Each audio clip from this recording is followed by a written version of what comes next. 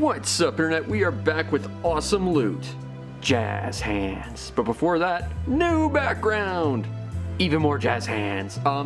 So here's the deal. I'm recording this in the same room that I record all of these in. Effectively my bedroom, which is basically a repurposed storage closet, basically. And the whole thing was filled with just everyone else's random crap in the building, and I wasn't allowed to touch it. Got really annoyed about that. So I just said screw it and basically threw all that away.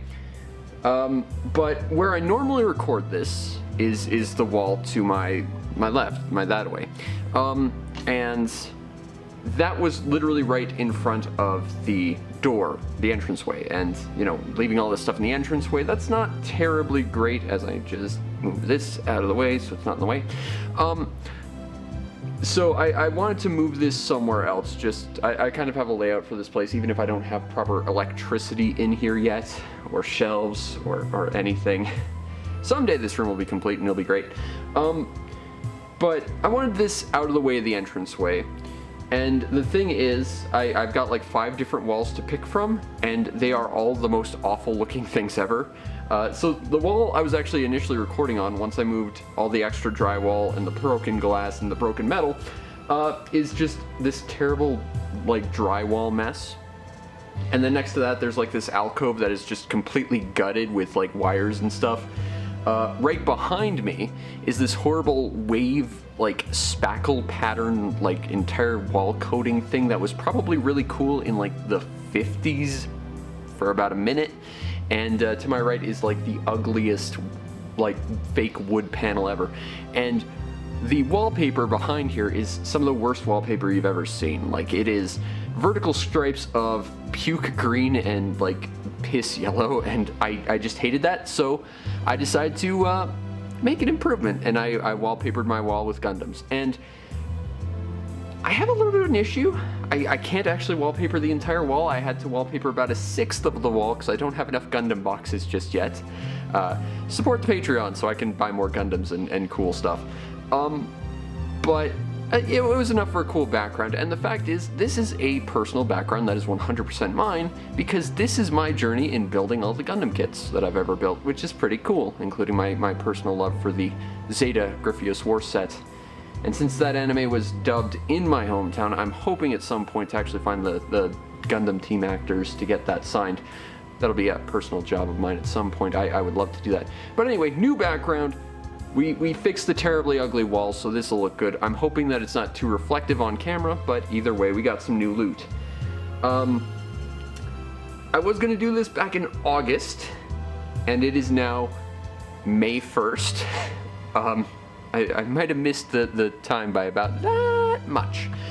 But the thing is, August is typically reserved for garage sale stuff, and there was literally one garage sale last year, so I didn't have a lot of options. I wanted to do it in December, but then I was waiting for some stuff to come, and I'm actually still waiting for stuff that was supposed to show up by like October. So yeah, we don't have everything, but I got sick of waiting for one last thing, so here we are. I'm not really sure what we're gonna do first because there's kind of a lot of it. I think we'll just start with some really esoteric stuff. So let's start with some Discord trades. Yeah, let's do that. So before I get into this is a box sent to me by Jetwolf. Yeah! And the story behind this is, it goes back to my PS2 collection video. Because I think I mentioned it in that video, but the day before I made that video, my whole Discord decided to just show off their entire PS2 collections, and mine is significantly bigger, but it's less cool. So I got super jealous, but I remember Jetwolf saying he needed something specific, Devil May Cry 3, and I actually had a second copy in my trades pile, and I just sort of kept that in the back of my head. I wanted to try and find, just to make sure I definitely had it, and you know, it worked and everything. Just, you know, I didn't want to say, hey, I got this if you want it. But a little bit after that, he makes this amazing Bomberman 64 video. You really should see it. It's like a highlight of all the cool secrets and stuff I couldn't show the many times I've tried to show them, because I'm not so good at the original Bomberman 64 and he's awesome at it. And he said that he wanted to make more videos. In fact, I kind of apparently inspired him to do that, which is, you know, it made me feel great to hear that I inspired some people and made people make cool stuff. So what I did was basically say, okay, look, I don't know what you have, if you have anything, but I got this copy of Devil May Cry 3. And I have this recording device that, for some reason, Microsoft keeps putting updates for that, like, makes OBS break with it. So if you trade for my Devil May Cry 3, and it's Devil May Cry 3, it's not worth very much, I'll throw that recording device in for free. And he kind of turned it down. He kind of just suggested I hold on to it to sell it, but I don't want to be a reseller. They've ruined my life numerous times. So I just sort of kept that in the back of my pocket. Like, hey, if you ever need this, I would love to just give this to you. And about a month later, he had a bunch of stuff he was going to sell on eBay, and he asked me if I wanted to make an offer on it. And the back and forth basically said, I gave him my Devil May Cry, the recording device, and I think like $20, and he sent me a box of some pretty cool stuff. So let's take a look at it. So first is actually something I don't think he actually like mentioned including. It was just something he threw in for free. But we have a manual to the player's guide to Baten Kaitos. And I like Baten Kaitos. It's a GameCube RPG with card collecting aspects, and I really love it. Unfortunately, it has a prequel I don't own, and I've never finished this game just knowing that there's a prequel, and even if the stories aren't that connected, I want to have the full set before I play them all. So, I haven't gotten that far in Baten Kaitos, but eventually, I will probably never track down that GameCube prequel, but I do have this just in case. And I do like Baten Kaitos, and I do like collecting like manuals and like official art and stuff like that, so that's pretty cool. This is something he did include, though. There are a few magazines in here. He had some Nintendo Powers. So we've got the 10 awesome games you're not playing that I've probably also all played, but it has to do with Dragon Quest IX. And I do like Dragon Quest, and also it's just freaking shiny. And I think I've said this numerous times, I don't have a lot of experience with Nintendo Power. I think I've read maybe one or two when I was a kid. I know there's one knockoff Nintendo Power I've been looking for forever, because it had, I think, a PS1 game I've always wanted to identify, and I really only know what magazine it is just based on it having a Pokemon Origami voucher in it. I gotta find that magazine just to identify that game. But I've been wanting to collect Nintendo Powers over the years, and getting a few to get started is definitely a nice feeling. And here's another one. Cover's a bit messed up, but it's a great game. We've got Wind Waker, and it has some stuff on Pokemon Ruby and Sapphire, and I freaking love Pokemon Ruby and Sapphire. It's still like the best generation of actual Pokemon in my opinion. Still haven't finished my playthrough of it, and I think I've lost my save data, so I might have to do something about it or something, I don't know. But yeah, more Nintendo Powers. It's good times. Next we have another Nintendo Power of Sonic Colors. And this is a game I've always wanted to play, and it just got re-released pretty recently, so that's pretty cool. And if it ever goes on sale, maybe I'll grab a copy. But I've always had an interest in Sonic Colors. I was always told it was quite good. Same with Sonic and the Lost World. That's one I want to try too.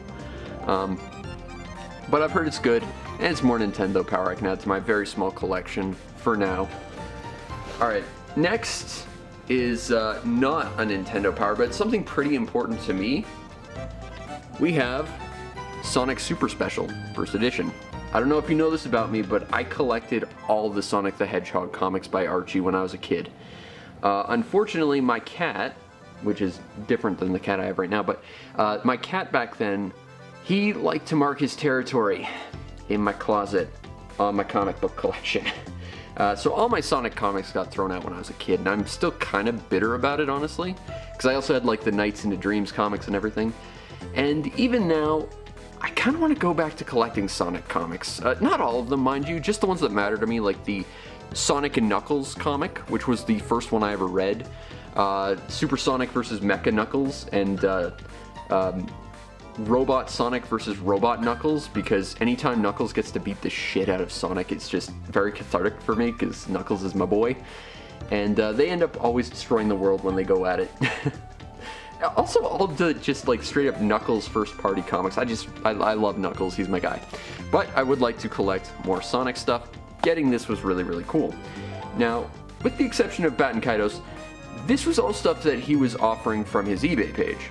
But I saw 2 other things from that page, and these were the 2 things that really interested me, but he was kind of like, oh, I'm not sure I want to sell it, which is fine. But then he decided to do it anyway.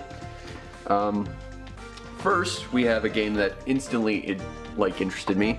We have Ninpen Manmaru. Now, this is a Sega Saturn game, which means it's good, but it's also Ninpen Manmaru, which is, less good. You might remember this from my poop Game of the Years last year. Yeah, it's not that great.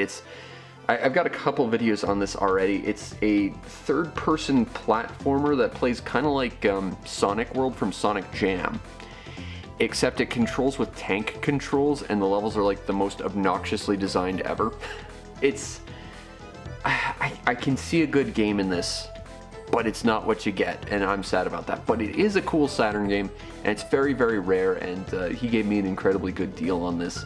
And I get to add this to my Saturn collection. So even though it's not a great game, it's very special to me that I have this, because I get to add something cool to my Saturn collection, which, by the way, I think the Discord has voted is going to be our next collection video. And honestly, I was waffling whether I should do this and wait or do that, so, you know, it might be coming pretty soon, just depending on my schedule.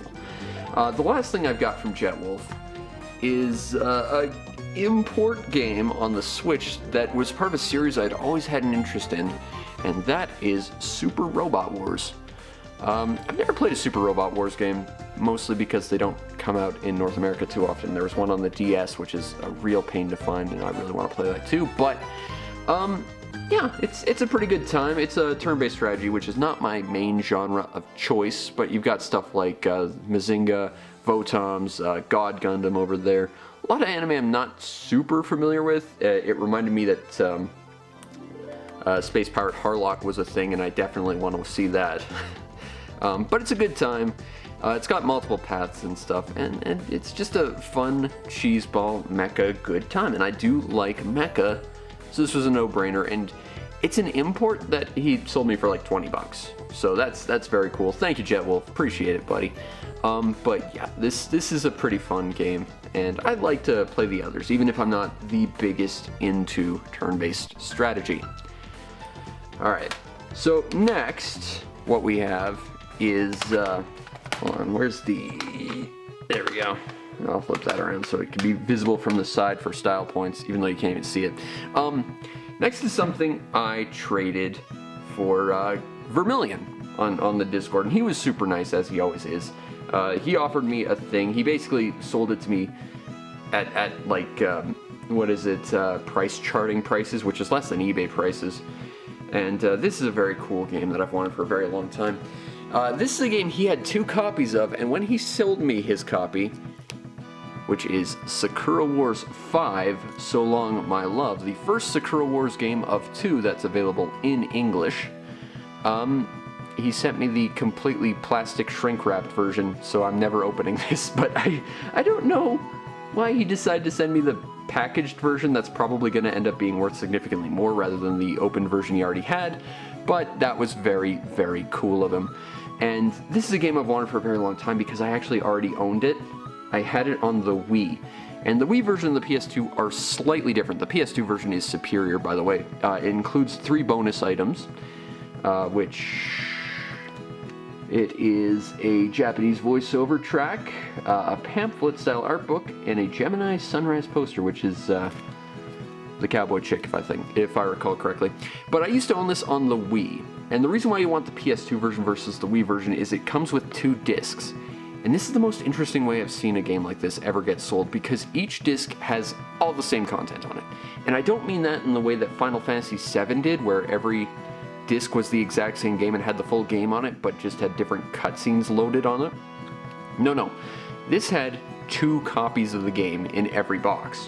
One was in English, one was in Japanese. So if you and your buddy both wanted this game, and he was a dubs only guy, you were a subs only guy, you could just have one copy and split it between the 2 of you and be perfectly fine. Not so with the Wii version. Wii version was English only. So this is actually better than the version I had, which is very, very cool, and he sold it to me at a really good price, and again, he gave me the shrink-wrapped version, so that might actually end up being worth a lot of money eventually, so that's kind of cool. What else do we have here? Okay, so that wasn't all he sent me though. Like, again, I bought that for less than what it was going for on eBay, which he could have charged more. He didn't. He's a total stand-up guy. Shoutouts to Vermilion. He also included two other really cool things. First of all, he included a GBA EverDrive, which is very, very cool. It lets you play pretty much all the Game Boy Advance games ever. I think you can also load it up with original Game Boy and Game Boy Color, although I haven't gotten that to work just yet. And yeah, I can have my entire GBA collection on the go, which is a huge deal for me, and would have been even more so when I was a kid, because I was the kid who had this big, stupid blue fanny pack that I always carried my Game Boy with like 30 games with me at all times, and I probably lost numerous ones because of that. Won't have that problem with this. This I can just have all of it at once, which is really quite cool. And he also included something else which was completely out of the blue, floored me. He included a RetroTink 2X Pro, which this is a very, very expensive piece of equipment that he just included for free. I know that because I tried to buy one last year. Like I said, I had a piece of equipment that Microsoft kept releasing updates that broke it with OBS, so I had to like get some new gear, which means I had to get some new stuff to interface with it, which means I actually needed to get one of these. And they were actually sold out of these, and of course with the chip shortages and stuff, it's harder to get this stuff than ever. Unfortunately, I could not afford this, so I ended up getting like this smaller junior version that came with like a bubblegum purple shell. It's quite stylish, it matches my shirt. And I was using that for a while, but then he included this, and this has component cable as well as S-video as well as AV, which is amazing. Unfortunately, this seems to be the source of a little bit of ire. I think when this was shipped, like something internally got messed up or something, because every time I've tried to stream with it, like the signal cuts like really erratically, so I've had to swap this out until I can fix it. So for now, I'm still back with my older junior RetroTink purple, but hopefully I'll be able to upgrade to this again proper once I figure out exactly what's wrong. But this is a very expensive piece of equipment that he just included for free because he was just that stand-up a guy. So again, huge thank you to Vermilion for being awesome like that. Okay, so what am I going to do next? Okay, I guess we're going to flash forward to probably about August. My brother was born in August, so I wanted to get him something really, really cool. Because, you know, I could have just been that guy who got him like a Steam gift card for 20 bucks or something. But, you know, that's very lazy, very uninteresting. I wanted to get him something cool. And I know my brother has a very huge love for JoJo's Bizarre Adventure. And I mean, he got me into it, and I love it. It's one of my favorite animes now. So I wanted to get him something pretty cool. So I went on eBay and I found this figure seller who had a figure of his favorite character, Josuke. It was like 6 to 8 inches, something like that. It was like one of those figures you'd pay an absolute fortune for, and I probably did. But I got it for him, and then the moment after I bought it, they sold his stand, Crazy Diamond, in clear pink at about like 7 inches, so you could just slightly tower it over him to make it like a diorama type thing. I had to buy that for him too, and that was like $250. But when you buy stuff like that on eBay, typically you have to like buy a bunch of stuff from a seller just to justify the shipping, because it's like you've got one or two objects that are really expensive and then a metric crap ton of shipping. So you gotta buy a few things to sort of justify that. So I took a look, and whenever I go on this particular seller's page, I find like a million things I want, spending way more money than I have. So let's take a look at how badly I wasted my money. Starting with this, and this is probably gonna mess with the camera a little bit, but we have a little Dragon Quest metal bubble. Now you might recall that I have a proper Dragon Quest robot toy. I kind of love collecting Dragon Quest stuff. And part of that comes from those old apps you could get on your phone, which would like connect you to a webcam connected to a crane game in Japan. I saw this little stack of rainbow metal slimes, or it might have just been like the standard silver ones, but it was a stack of metal slimes, and I always wanted that. Still don't have it, but I got the Dragon Quest robot, I got this, and I thought this was really cool. But what's interesting is this little bit right here, in addition to being a part of like the bubbles, it's actually a motion sensor. So if I were to turn this on and I put batteries in it, put it on the ground, the little wheels would actually retract and it would run away from you if it detected you, just like in the game. which is a pretty cool idea, and I'm not gonna lie, I bought this just because I thought, first of all, I need more Dragon Quest in my life. Second of all, I absolutely need to use this just as a thing that my cat can play with, because he'll chase after this for days. But yeah, I like Dragon Quest, and I thought that was pretty fun. And that wasn't super expensive. Next we have something I got for $1, and I still haven't taken it out of the box. But we have a statue of Lupin III, which is an anime I've always had an interest in, just because I've always liked the original Arsène Lupin, and I've always wanted to get into the anime. So there's Lupin in his car. Cost me $1. It was like one of those things where, you know, I could buy it, and it would cost basically nothing, so why not? And he's being goofy, and I just thought that was kind of a cool thing to buy for basically nothing, just to justify the shipping on it, really. Next we have a figure, I gotta be real careful because it's real fiddly, of the Combat Armor Diagram. This is the Revoltic Diagram, and if you're not familiar with Fang of the Sun Diagram, you really should be. It was basically made by all the people who made Gundam, basically making Gundam again. And so go watch Diagram, basically. But if you're not familiar with Diagram, and you are familiar with Battletech, you might still be familiar with Diagram, because they actually licensed a few of Diagram's designs as Battletech mechs, like they did with Macross. So I think they're called like Forbidden or Legendary Suits or something, because they're not talked about anymore. But I quite like Diagram. I've got no Diagram stuff in my life, and it was cheap and it was cool looking, but it is very fiddly, like the little rocket launcher actually snapped off. I had to glue it. So yeah, I've been real careful about Diagram right now, but I thought it was a cool little thing to add to my tiny little statuette collection, even if I don't have much, and I've kind of lost interest because I've got everything I want. But speaking of, we've got something that's absolutely weebish, as I knock the camera over. So when I started collecting figures, I remember seeing this one figure. I think it was like to a mobile game called Monster Strike or something like that. And I saw it and I thought, oh, that's cool. If I could get that for nothing, I wouldn't mind it. Well, I got that for basically nothing. I don't even know who this is. I've never played Monster Strike. I have no interest in it. But she's just some girl with some ribbons in her hair and like just some clear nonsense, as focus is absolutely not working right. But she was $1. Unfortunately, one of her little hair ribbons right here is a bit busted. But again, she cost me basically nothing, and she looks kind of cool, I guess. Again, it was one of those things where you buy it just to sort of justify the shipping, really. A lot of this stuff is going to be like that. Okay, next we have something I actually did want, though, because we have the single greatest console ever immortalized in anime as a figure. We have Sega Saturn. Because Sega Saturn. I already have the Sega Saturn, the Nendroid, so why not have the next Sega Saturn evolution of figure? And apparently there's only 3 Saturn figures in the world, so I've already got 60% of the different Saturn figures out there. To show my love for the greatest console of all time. Also go watch the Sega Hard Girls. It's a very weird anime, but it's kind of neat, if nothing else. Okay. I need to justify this next one. I really need to defend myself before I even show it. So, in case you can tell, I import a lot of Japanese shit. And when you do that, you have to make understandings and concessions about stuff that you buy. Like, I'm going to end up unintentionally with 1,000,001 pachinko games. And I'm going to end up with 1,000,001 Mahjong games. So I'm going to make sure the first one I get of those is one I actually want. Well, I now own a Hatsune Miku. I've said this before, I've said this a million times. I know jack all about Vocaloid, but I do like the hair gradient. And the fact that she's got actual armor and she's dressed for war.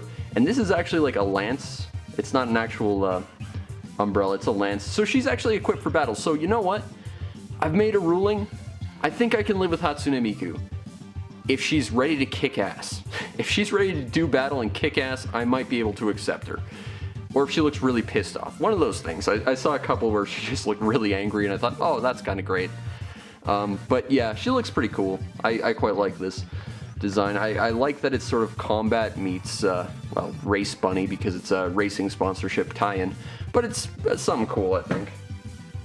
Alright, I actually have 2 more figures. This one I'm a little bit nervous about, but this is something that actually has functionality, and I didn't even know something like this existed. This is a Fate thing, so I know even less about it than I do Vocaloid, but this is a noodle stopper. And if you don't know what a noodle stopper is, congratulations. Me too, buddy.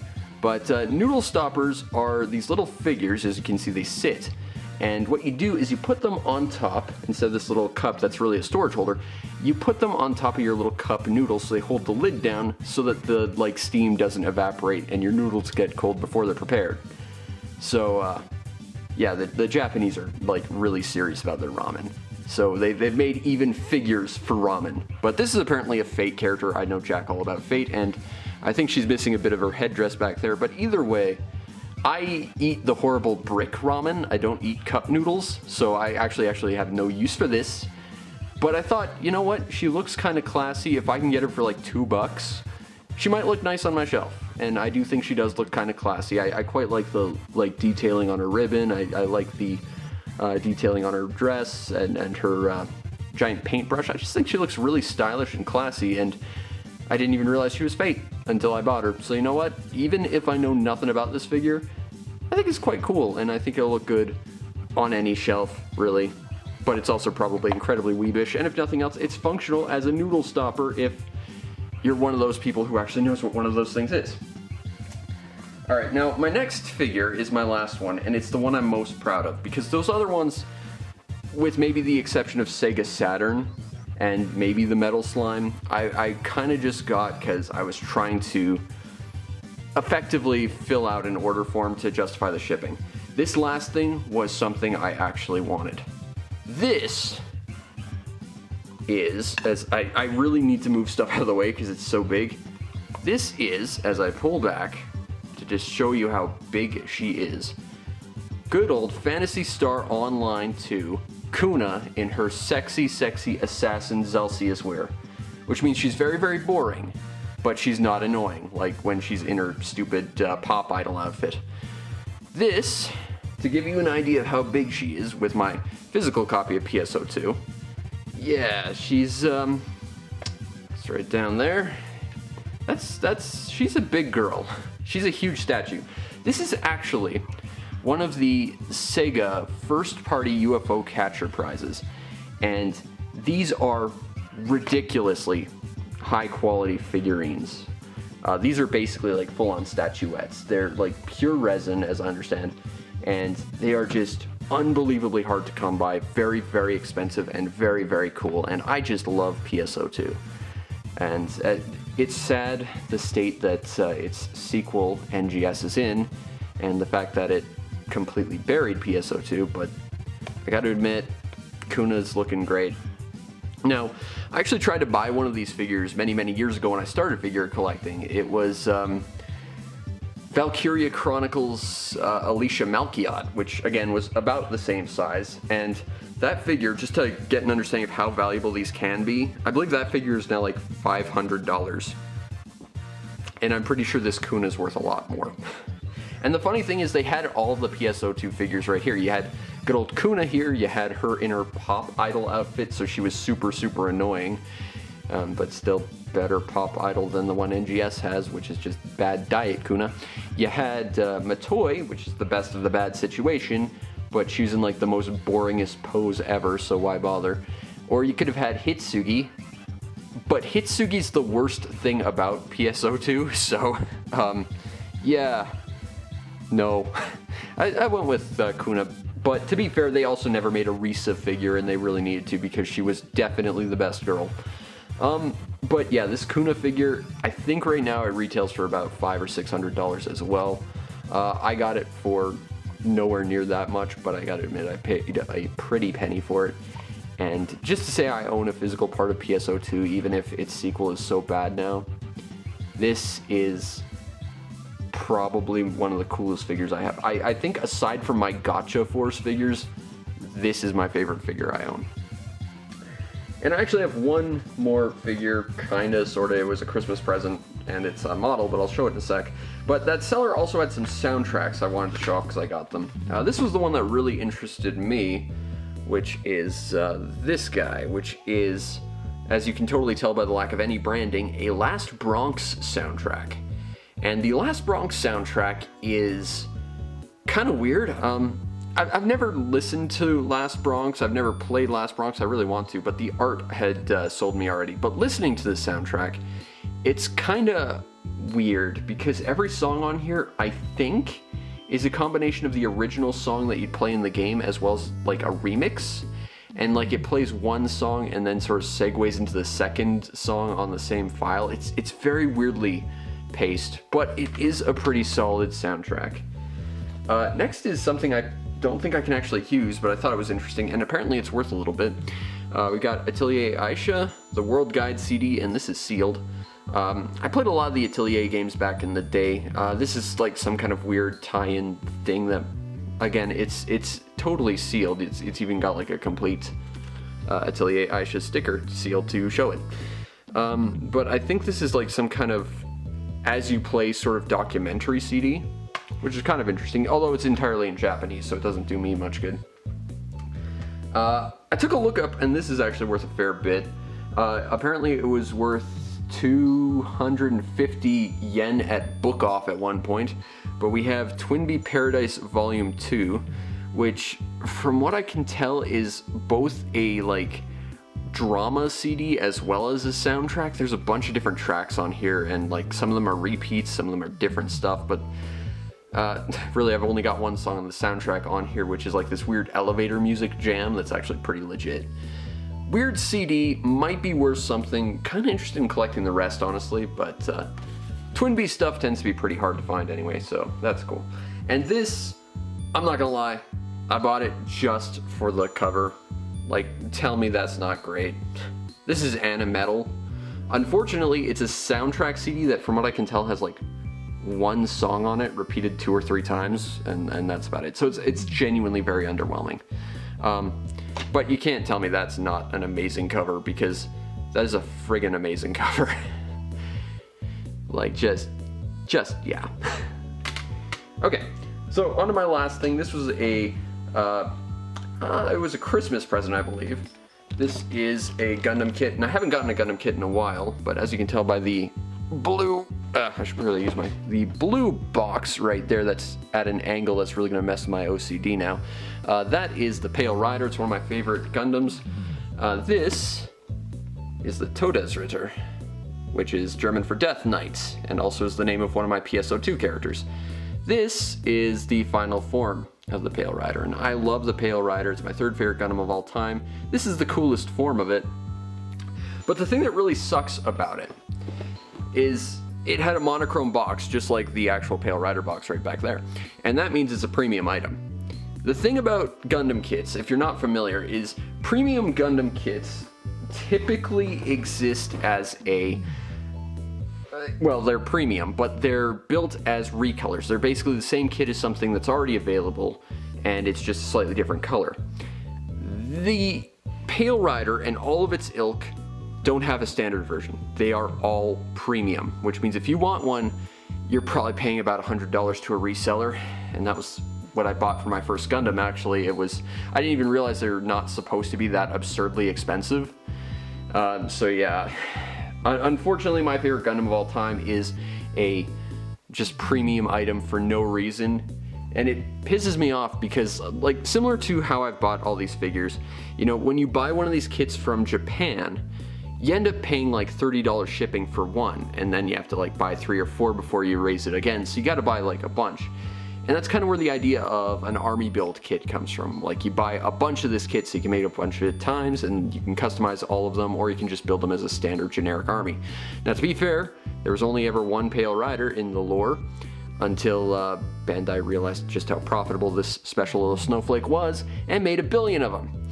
Unfortunately, the kits are not as easy to come by, which is a shame because that would be my army build choice, because that guy is so damn cool. I like Gundam a lot.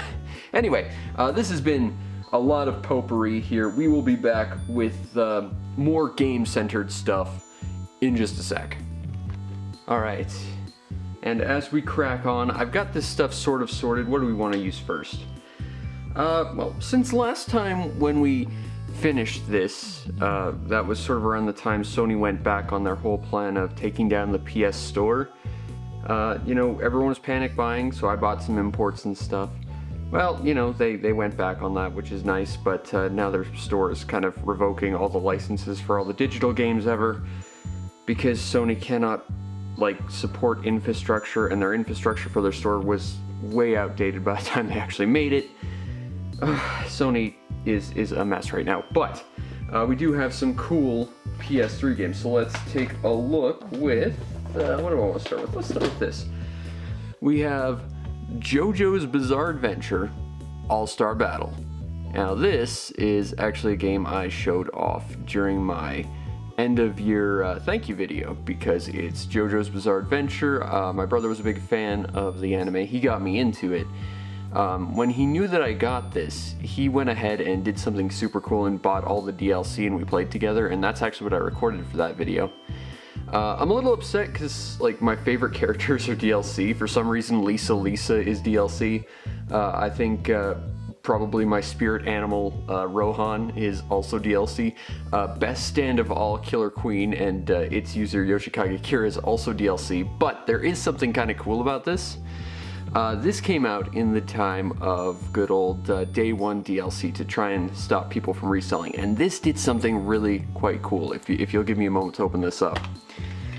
So, we have, of course, Hayato from JoJo Part 4, the best part, being affected by Heaven's Door, and you can slowly flip through the pages of Heaven's Door until you get to the final page, and boom, Killer Queen.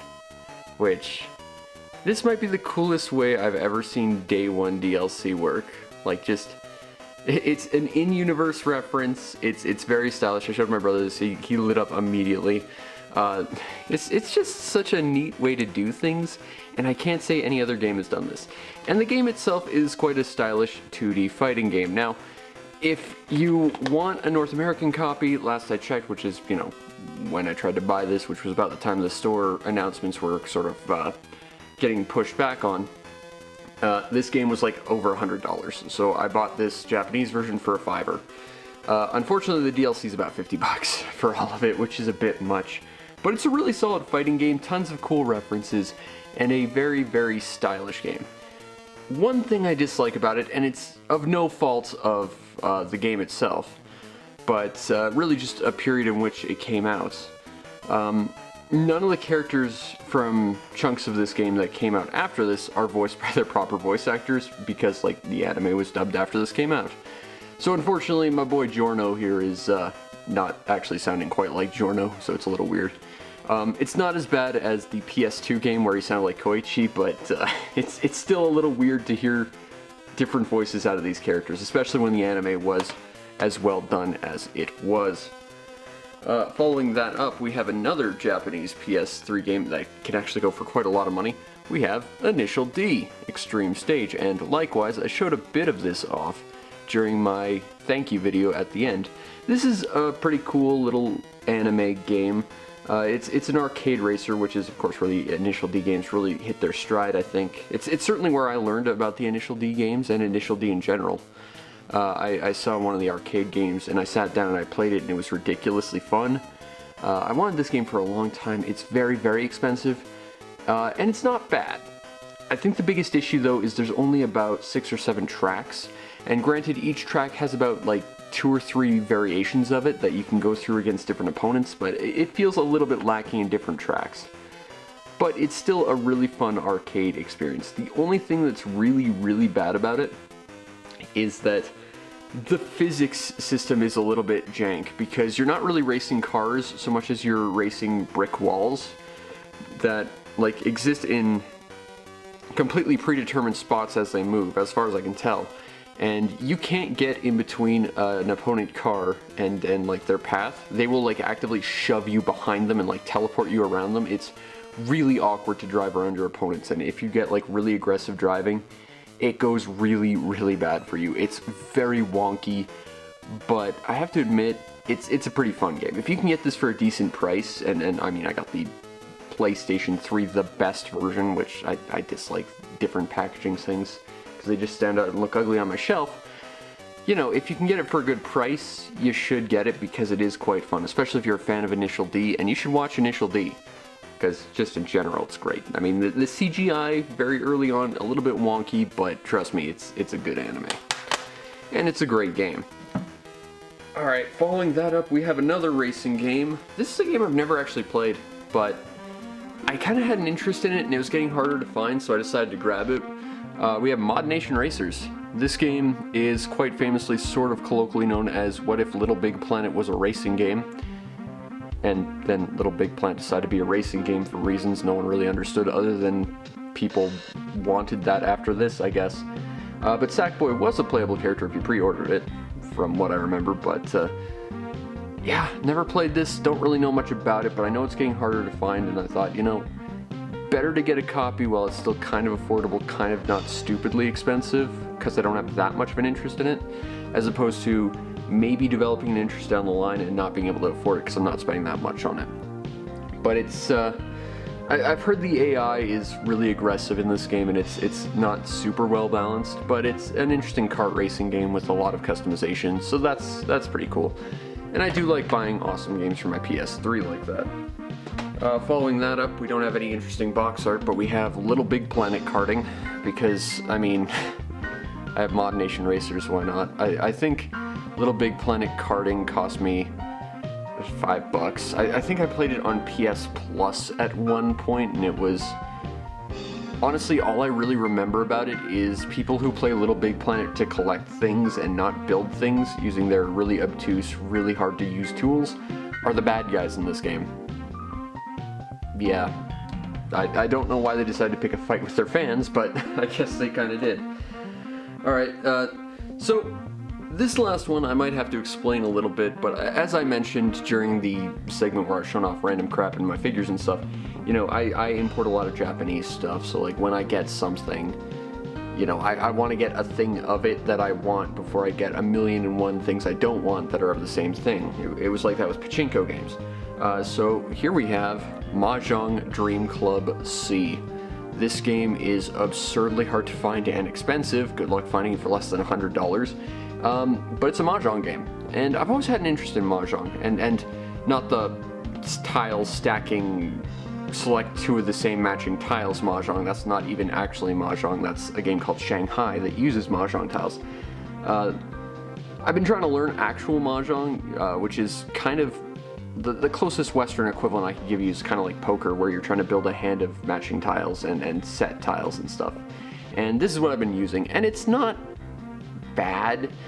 You get a bunch of different waifus with different outfits and stuff, so you can just watch them jiggle about as they play their tiles and stuff, and make fun of you and stuff. But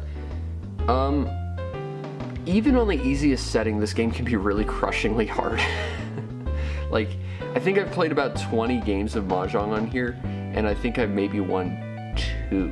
And that's not for lack of me understanding how to play. I actually do have a vague understanding of how to play the basics of Mahjong anyway. With the exception of like the non-numbered tiles and stuff, I can actually play Mahjong relatively competently. In fact, I streamed yesterday some N64 Mahjong stuff, and someone came on and actually gave me some tips and stuff too, so I'm looking forward to getting back in this. But this is a very, very, very expensive Mahjong game, and I only really wanted it because a lot of Mahjong games tend to be just, you know, here's a table, here's some tiles, whereas this one is, it's got cutscenes, it's got stuff that, like, at least is visually interesting to look at, you know? And because of that, I figured, you know, if I'm gonna get a Mahjong game, I might as well at least get one that's visually interesting to learn on. And who knows, maybe next time I'll try and grab a shogi game, because that's a game I want to try and learn at some point. And that's all my PS3 games right off, so I guess we'll go into PS2 games. So, first and foremost, we have Onimusha 2, Blade Warrior, or Samurai's Destiny. Blade Warrior is the one I already have. This is the only other Onimusha game I've ever played. I played it back in the day. I thought it was really kind of interesting. If I recall, it was sort of like a Resident Evil, but with samurai, sort of like in the Sengoku days, and it's like, oh, that's kind of a neat idea. And if I recall, the protagonists of this series are actually based on like their actual actors' appearances, not unlike the Yakuza games, which is also pretty cool. I saw this at a farmer's market for $5, and I thought, hey, these are kind of hard to find, and I did have fond memories. I wouldn't mind collecting the rest. And I do have the weird crossover fighting game Onimusha game, so why not start trying to collect the rest? And this one I do have some history with, so, you know, it wasn't a bad pickup for about $5. Next, we have, how do I want to do this? Screw it. We have Gadget Racers. So this is, and this is important you understand this, legally distinct from our next game, Gadget Racers. This isn't confusing at all, is it? Okay, well, the fact that this is a blue case tells you it's a PAL game. Also, the fact that it's PEGI +3 as opposed to ESRB E. These are two legally distinct games in the exact same series, and it's very, very confusing. If you're watching my streams right now, you'll know that I'm going through a game called Road Trip. Road Trip is the second PS2 iteration of this series. This is the first one. This is the third one. The first one was called Gadget Racer in the West, second one was called Road Trip, third one was called Gadget Racer in the West because I don't think this one came to the PAL territory, and this one never came out in North America. This one's more of an arcade racer, this one's an open world racing RPG thing, but it's kind of more like Diddy Kong Racing than Road Trip was, where it uses hub areas to do all the RPG racing nonsense. It's very, very good. I'm thinking about doing this after Road Trip because I'm actually just finishing that up right now. But as you can tell by the complete lack of branding, this is a Choro Q game. Both of these are. And it's a series that's been going on since 1984 on the MSX. And I want to collect them all. Problem is, as you can see here, it's not exactly clear how to collect these. It's actually way more convoluted than you'd ever think it should be to collect a series of wind-up toy racing games in the West, but even in Japan, it's hard to figure out the differences between these because the Japanese PS2 ones at least were called HG1, 2, 3, 4, but then the fifth one broke that convention and just called itself Choro Q Works, whereas this one was Gadget Racers Road Trip. This one was apparently going to be called Road Trip as well, which is legally distinct from the GameCube Road Trip, and I believe there's a Game Boy Advance Road Trip, but this is called Gadget Racers, which is also this name. It's a whole mess. I once looked up like a ROM archive of these games, and to give you like perspective on how awkward it is to understand these games, even though it really shouldn't be, the ROM archive I looked up just to list these games to better understand them, had to have a flow chart. It had like a freaking Excel spreadsheet to explain which game was what in where and where it took place in the series. Choro Q.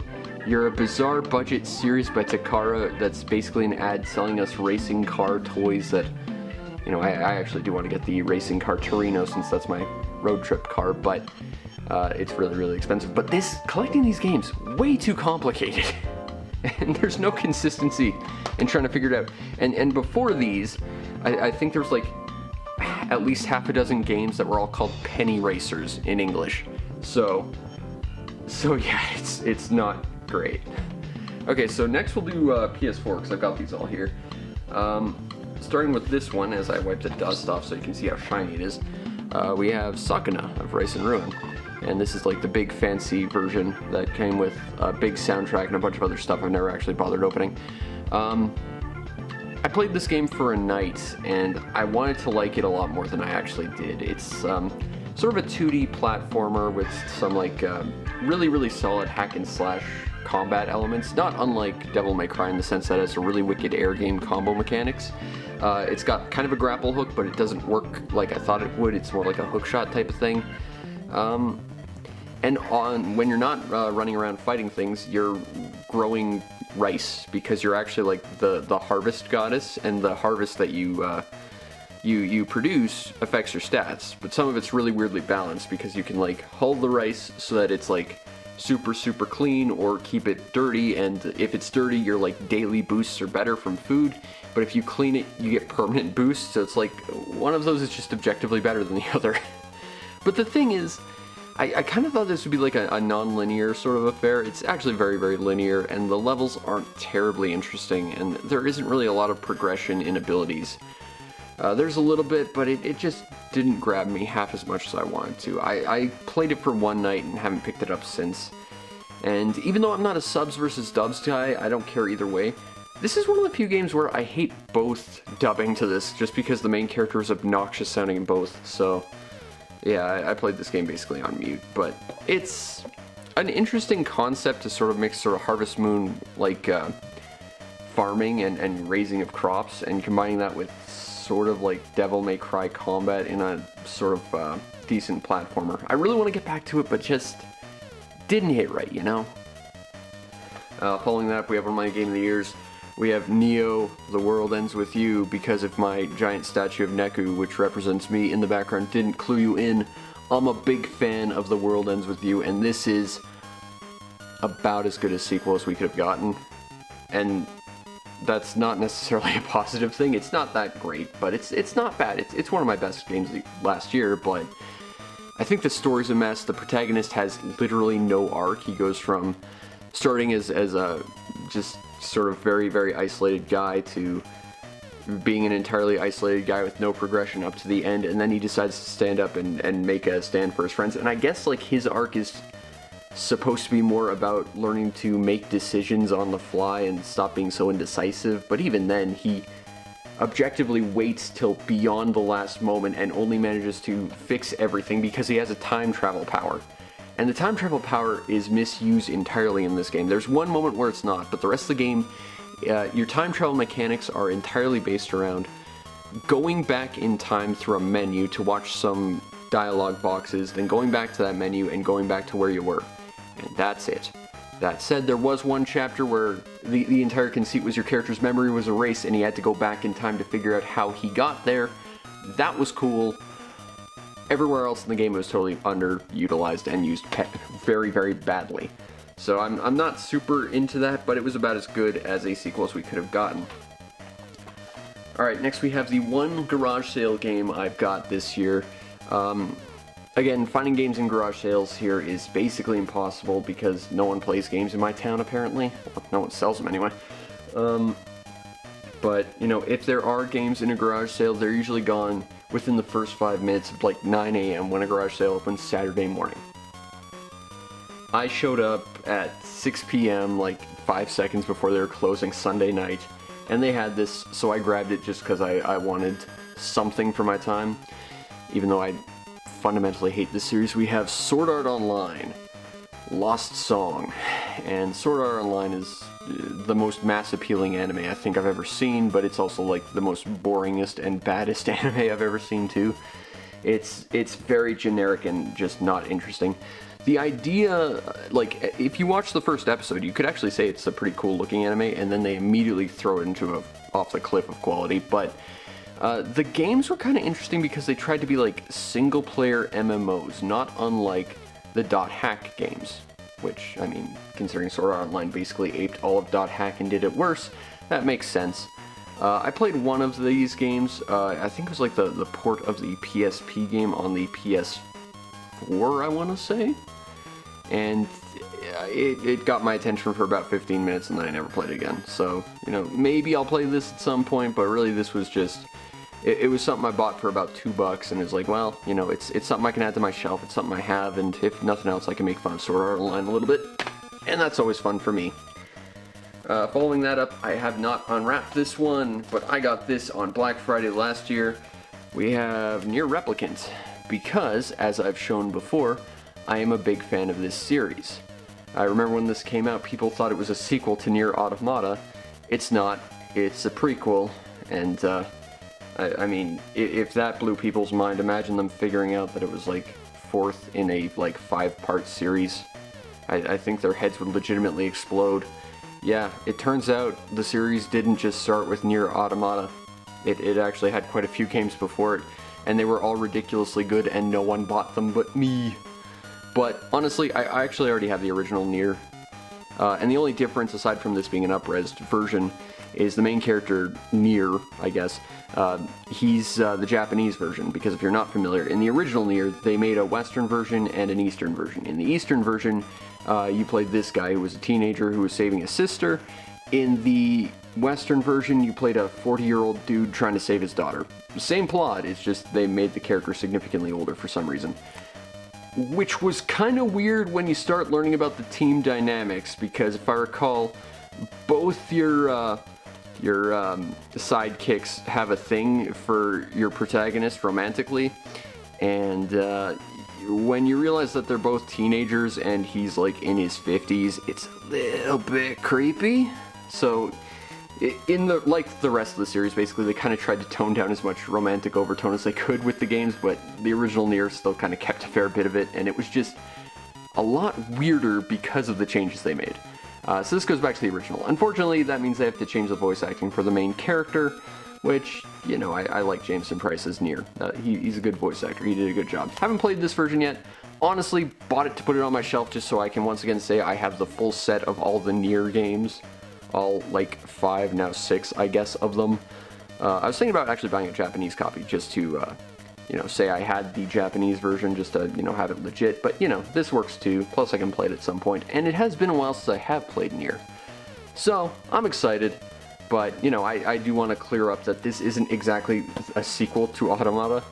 Nor is it, you know, like the second game in a series. It's actually like the 5th. Alright, so next we have a game I've also not picked up, and I don't know how to feel about this. But I picked this up because I wanted something to play, and, you know, back during February, there was like a lot of new games coming out, so I kind of grabbed everything I could, because why not? We have Ghostwire Tokyo. I saw very little about this game, but it looked like a cool sort of like adventure game with like cool combat and stuff. But I'm also a massive wimp when it comes to horror, so I'm waiting for the right moment to start this. I like horror when it's the right kind of horror, but, you know, the cultural zeitgeist of horror mostly being flashing lights, loud noises, and a monster going oogie boogie woogie, usually an animatronic in a place where animatronics no longer exist because every game has to be FNAF and their fans are a little bit nonsensical with where they put their monsters. You know, I don't like those kind of games. I've got a severe audio sensitivity. I've got a bit of a photosensitivity. I like horror games that are all about, and I was actually thinking about this earlier, I like horror games that aren't about that. Stuff with jump scares aren't really scares, they're just startles. It's a fun way to market the word startle, jump scare. It's not really scare though. And to me, that's sort of like the equivalent of a shock of lightning. And as someone who's been struck by lightning twice, I can tell you, it sucks, but, you know, it's an instantaneous thing, and it's all downhill after that.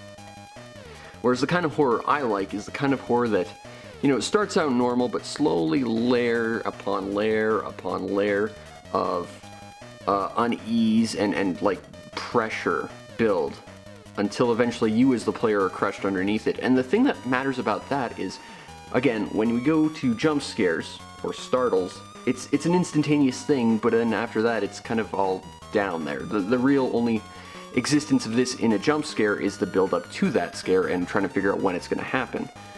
But when you have something like a sort of Deadly Premonition style horror game where the actual horror isn't even the scary part, it's the unease of being in a completely normal situation with characters that are just off kilter and everything's just a little strange and not quite right and you're not sure what's going on and you can't even trust your main character.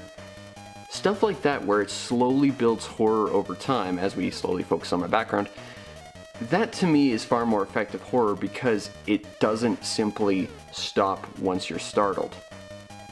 It sticks with you. And that's effective horror in my opinion. Plus it usually doesn't involve large jump scares and flashing lights and loud noises, which I can't handle. I don't know what kind of game this is going to be. It might be a proper horror game, it might be a proper adventure game. I kind of got mixed results when I actually looked it up, but I thought, hey, it looks interesting, and it did look cool, and I do like the sort of Japanese yokai monsters of, like, fables and stuff. So I kind of want to play this even if it's not necessarily my kind of game. But I'm waiting for the right time, just not yet. Alright, so next we have a game that I don't know how to feel about, honestly.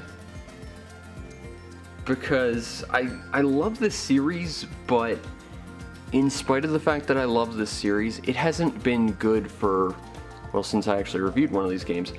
We have Tales of Arise, and this game, I don't know how to feel about it. I never bothered finishing it. I got stuck on one particular fight in an area where you can't backtrack, so you gotta have to like sit there and grind the same two dudes if you want to advance by gaining levels.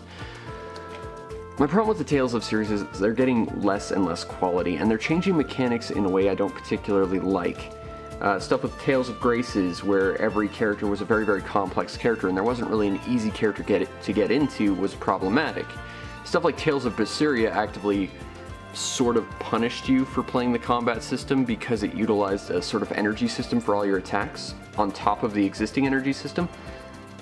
This one sort of does as well. It modifies it so you can at least attack your opponents when you're out of your abilities, which is good. That does mean that you actually have some options. You're not just standing around waiting to actually be able to do something again. But I'm still not sure I like how it plays. And I'm thinking about getting back into it. My brother keeps urging me to, but I don't know.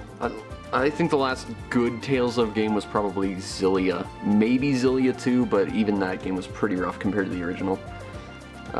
Certainly wasn't Berseria. I kind of hate that game. But Tales of Arise, it's better than Berseria. And it's a lot more meaningful than Zestiria. So maybe it'll be interesting, but for me, I don't know. I gotta get back into it. My brother keeps telling me I need to. So far, I'm not super impressed, but who knows. Alright, next we have, again, like Ghostwire Tokyo, this came out around the same time, so I grabbed it. We have Horizon Forbidden West. I was a very big fan of the original Horizon Zero Dawn, so this was a no-brainer for me, and I think I'm really getting hit by the whole wear of all the giant open-world games with nebulous content that keeps getting fed to you like a freaking shopping list, because I'm just sick of seeing lists of things I can do for minimal rewards that make me traverse huge areas for very little reason. I hate having to go through and just stare at all the UI interface things just to see what my next little sub-objective is, even though it's like the exact same thing every time. Like, every quest in this game, your character is like looking at things and then she'll be like, oh, well, I can use my thing to see the path in which I have to use this, or I can use my thing to do this. And it's like, yes, I know, you've done it every single time. Why do I have to engage with this? Why can't you do it? Can we just establish you know this and cut the middleman out? Because at this point, this might as well be a movie, because it just feels just so nebulously bland and uninteresting. It doesn't have very good quest design. It's just another big sandbox game, and honestly, I'm getting worn down by it. I have not finished this game. I actually didn't finish the original until late last year, where I pretty much just did everything on the map and got really, really bored right before the final boss and just stopped. So, you know, that was the start, and I like these games. I think that Horizon is an okay series, but I don't know, this just feels so nondescript and just in the giant glut of other giant sandbox games that exist to, I don't know, make every game a Ubisoft game. So, I like the original, not so sure about this one. Also, it makes a lot of callbacks to the original, and if you didn't pay attention to the original, or you're like me and it's been years since you played the original, you're gonna have no idea who any of those characters are. I certainly didn't. It's like, oh, okay, all these characters are important, I guess. I'll pretend I know them. And there's like an original like thing where it's like, oh, well, previously on the previous game. It's like, yeah, but can we just assume that I don't remember any of these characters and I don't want to watch a movie to get started as a primer? I don't know, there's a lot of things that just feel very, very chunky and clumsy about Forbidden West. It's a fine game. It's just not a fun game, I don't think. Alright, so next is a Christmas gift I got from my brother. And my brother always has the coolest Christmas presents. He always keeps me guessing because he knows how to come up with some really cool stuff without ever actually telling me what it is. And it keeps me guessing. I had some ideas as to what this could be, and I was totally wrong.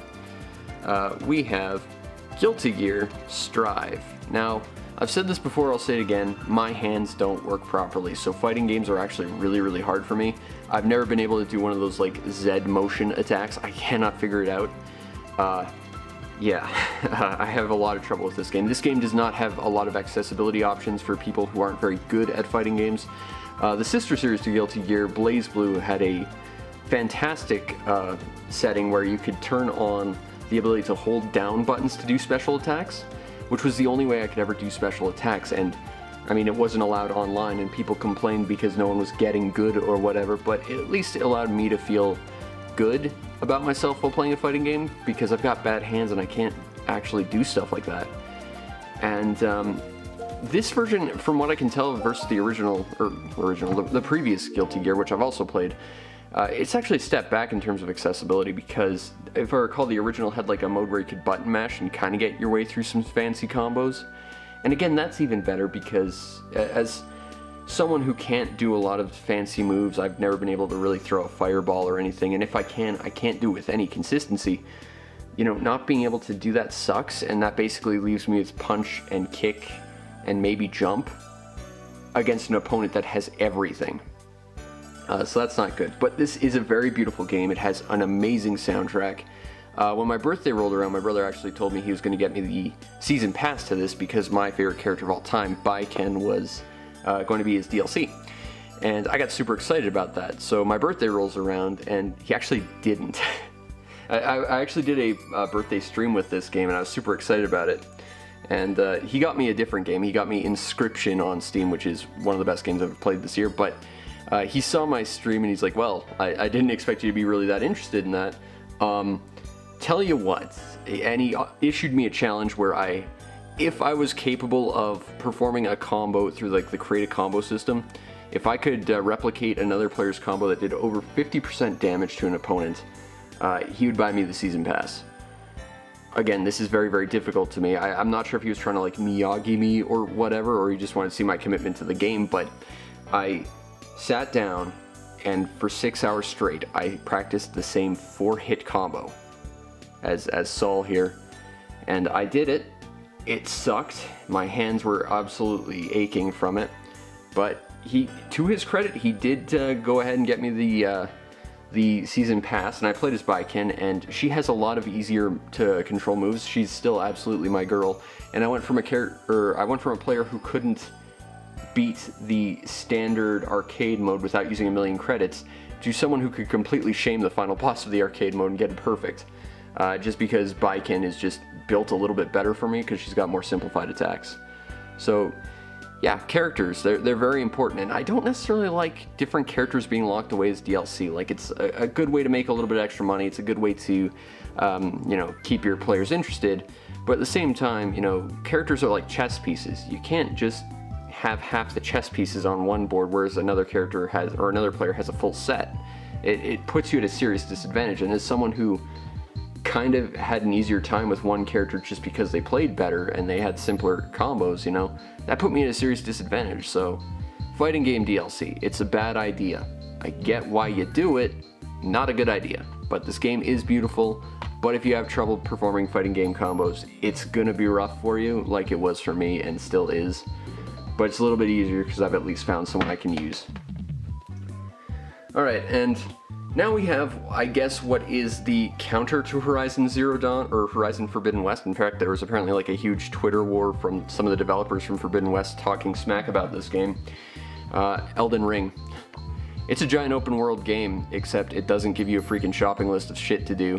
Instead, it just makes you wander around and try and figure out what you need to do, and actually makes you quest and use your brain.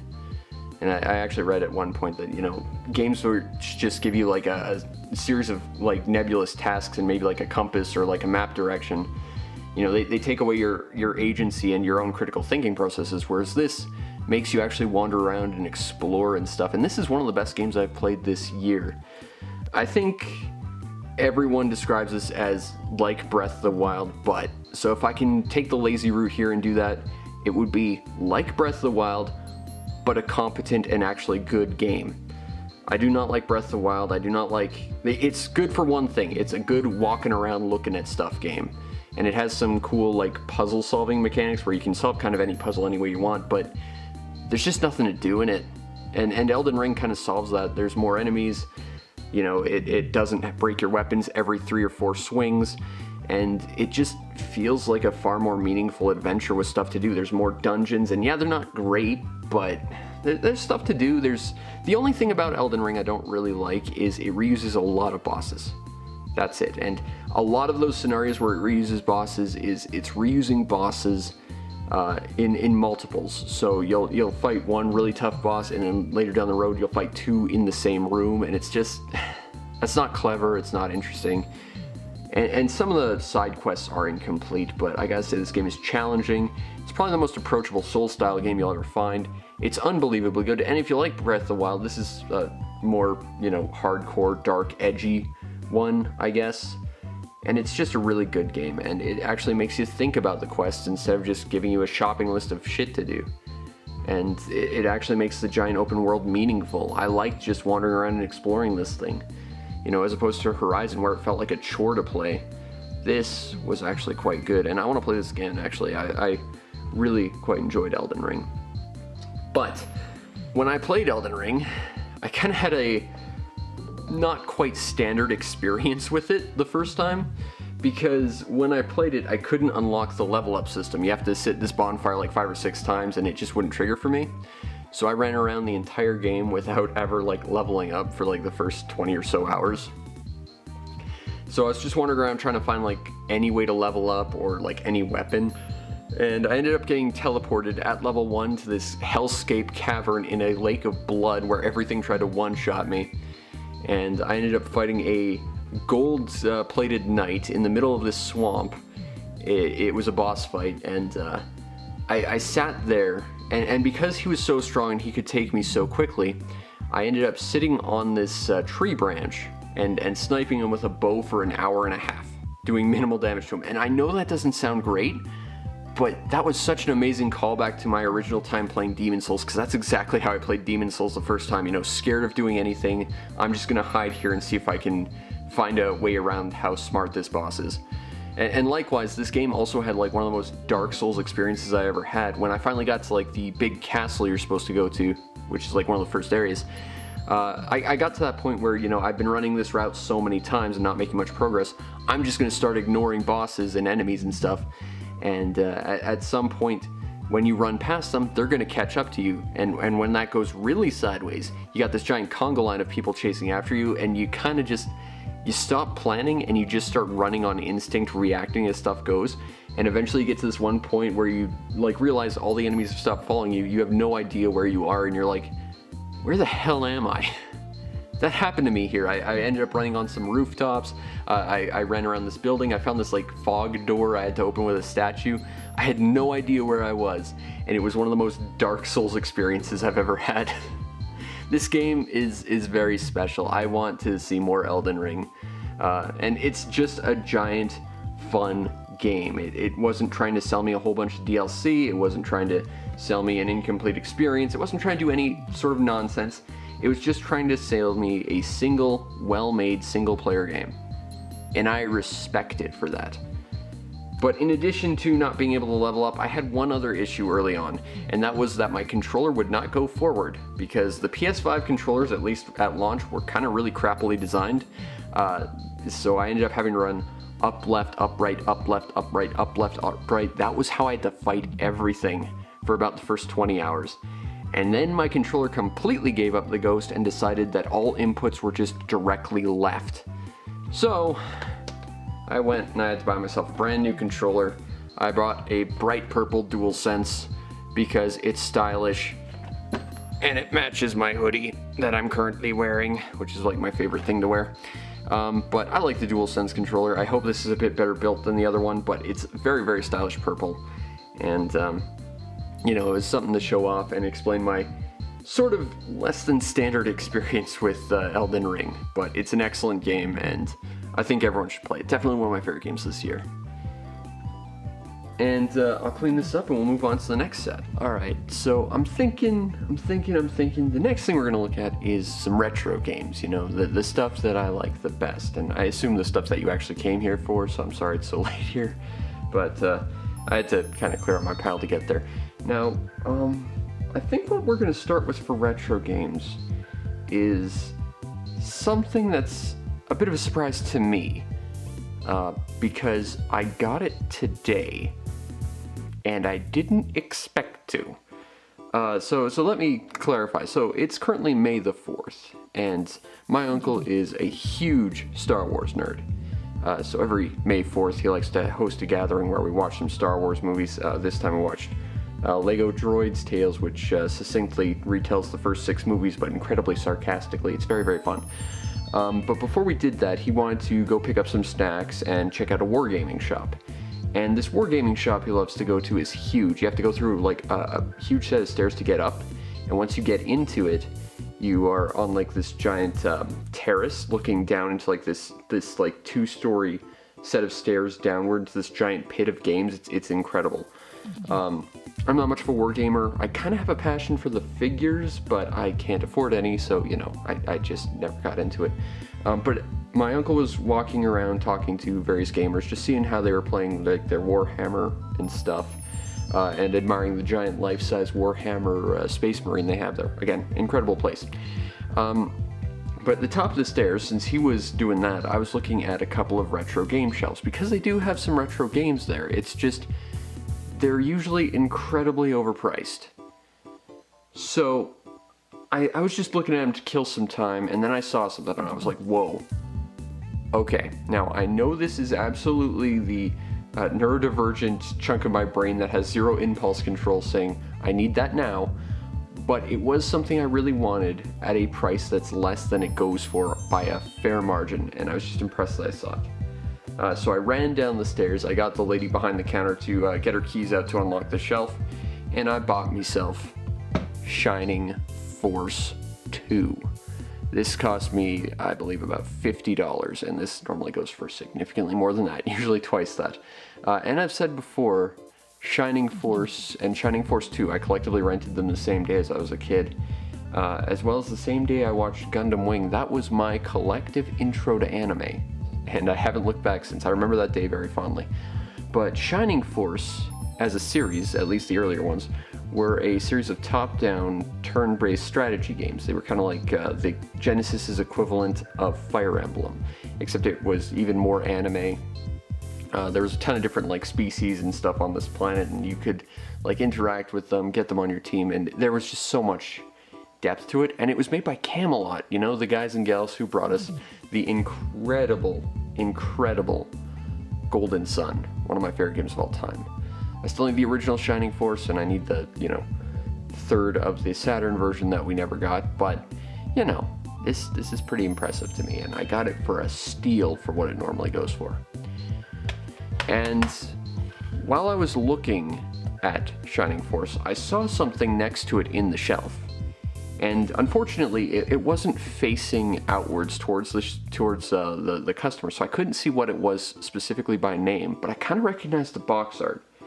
And I asked the lady behind the shelf if she could grab that so I could take a look at it. You know, I didn't want to reach in and get all handsy, cross like some sort of line a customer shouldn't, you know, because I don't want to be accused of trying to steal something or anything. And she was cool with it. She said, hey, reach in, grab whatever you want, take a look. And it was absolutely what I thought it was. This is a very rare, very cool Genesis game called Herzog 2, which half my Discord should probably correct me on because it's been a while since I've learned any German from my grandfather, but I believe that's Duke 2. And Duke 2 is probably one of the most interesting Genesis games you can find, because it is a top-down RTS mixed with a top-down omnidirectional shooter. You play as this kick-ass mech that can turn into an airplane, and you have to like run around picking up units, dropping them around so they can capture bases while your opponent does the same thing. It's very much a one-on-one versus between you and the computer, but it is an incredibly cool game. And if you have an interest in that, I believe this was ported to the Switch. I think you can get it digitally for like $5, which isn't bad. But I always wanted a Genesis copy. This game is ridiculously hard to find. I think it normally goes for like $80, $90. I got it for $40. And considering my Genesis collection is very, very lacking, I am very happy to take that. In the same shelf, on the lower tier stuff, we saw some Xbox 360 stuff, and I saw an Xbox 360 game I have wanted for a very long time, and it is surprisingly hard to find. And I'm glad I found it because, again, it's hard to find. It's going up in price, especially since, you know, Sony allegedly was going to can the PS3 shop. You know, it was going up in price just because, you know, suddenly now you can only get the Xbox one. But that is Splatterhouse. And I'm not super familiar with the Splatterhouse series. Like, I know of it, and I'm more familiar with like the weird spin-offs on the PS2 and the Famicom. But this is a really interesting game, and it contains all the Splatterhouse games as DLC. Unfortunately, I think the DLC pass is like already expired, but it's just a thing that instantly unlocks it, not a thing that like precludes you from actually getting them. So I just got to go in and unlock them. But I've heard this is a very, very cool game, and it's one I've wanted. And the fact is, between the PS3 and the Xbox 360, there's still like 35, 40 titles I want. And being able to knock out the rarer, harder to find ones at a fair price, it was about 35 bucks, which is about what it goes on eBay, but I wouldn't have had to have paid for shipping, and I got it instantaneously. You know what? I'm not going to say no to that. I was quite happy to have this. And the last game I got there was one I didn't expect to see, like more so than Shining Force 2. It was from the N64 shelf because it was a random-ass import of all things. We got this thing. Now, you might not recognize this, and you might not recognize it by the name if you recognize it at all, but this is a game I showed off on my N64 multi-card. I believe it's like the Irritating Stick was a PS1 variation of it. And basically, you have a metal rod, you have to go through all these like mazes of sets of pipes around you, and the pipes are electrified, so the moment you touch any of the walls, you die instantly. It wasn't exactly like pushing the N64 hardware by any means or measure, but for a Japanese import, it's easily accessible, and I thought, you know, for such a simple concept, it was so excellently made that I had to have a copy if I could find it cheap. And this cost me like $5-10 bucks. And I was super into having this, so having this was just gravy for this little trip. But yeah, I think that's a really cool Japanese import for the N64, one of the most easily region moddable consoles of all time, and I got it for a steal. And now I have a couple other games. These I all ordered from the same place last year on eBay. I kind of went on a big retro game tear from one place because they had a couple of games that really interested me. So let's start with Wiz and Liz. You play as a wizard or a lizard. No, you play as a wizard or a witch. And you run around collecting rabbits, and if I recall, you have to like spell fruits and stuff. And there's like a little moon up there that is the most terrifying thing ever, because it sits there and it's got like a little face. It's not showing up on camera terribly well, but it's got like a little face of like a sleepy guy. And sometimes he'll yawn, and sometimes it will scream out. Like there's no audio or anything, but it looks frickin' creepy. Like the moon from Majora's Mask ain't got nothing on Wiz and Liz's moon. It was really creepy and a very interesting Genesis game. And it was one of those games that was a port of an Amiga game, and that moon wasn't in that. That was added just for the Genesis version, I guess, to make it more hardcore or something. But I found it interesting that it's like one of those games that you look at immediately and like you're just like, yep, that was definitely an Amiga game. Which, speaking of, is another one, and this was the reason why, along with Wiz and Liz, I bought from this seller, because I really wanted this game and Wiz and Liz. We have Spin Dizzy Worlds. This is like a D tier Super Nintendo, like again, Amiga port. It's sort of kind of like a Monkey Ball or like a Marble Madness kind of game. You have like this little top. His name is Gerald. It's actually an acronym. It's very, very clever if you watch the intro to this. Really got to get some gameplay of it. But you got to go through like these little environments, solving puzzles, and basically getting to the end where you geomap the entire world and then blow it up, because Gerald is just a dick like that. But it doesn't run very well. It's very, very chunky, but it's a neat like D-tier game, and I think it was one I absolutely had to have. You know, as much as it might not be the most fantastic or interesting game, I think it's a cool one to add to the collection. And again, I gotta review it, I gotta get some gameplay for this and all these games at some point, but Spin Dizzy Worlds, I think, is pretty damn legit. Although I don't think too many people think about it, and that's kind of sad.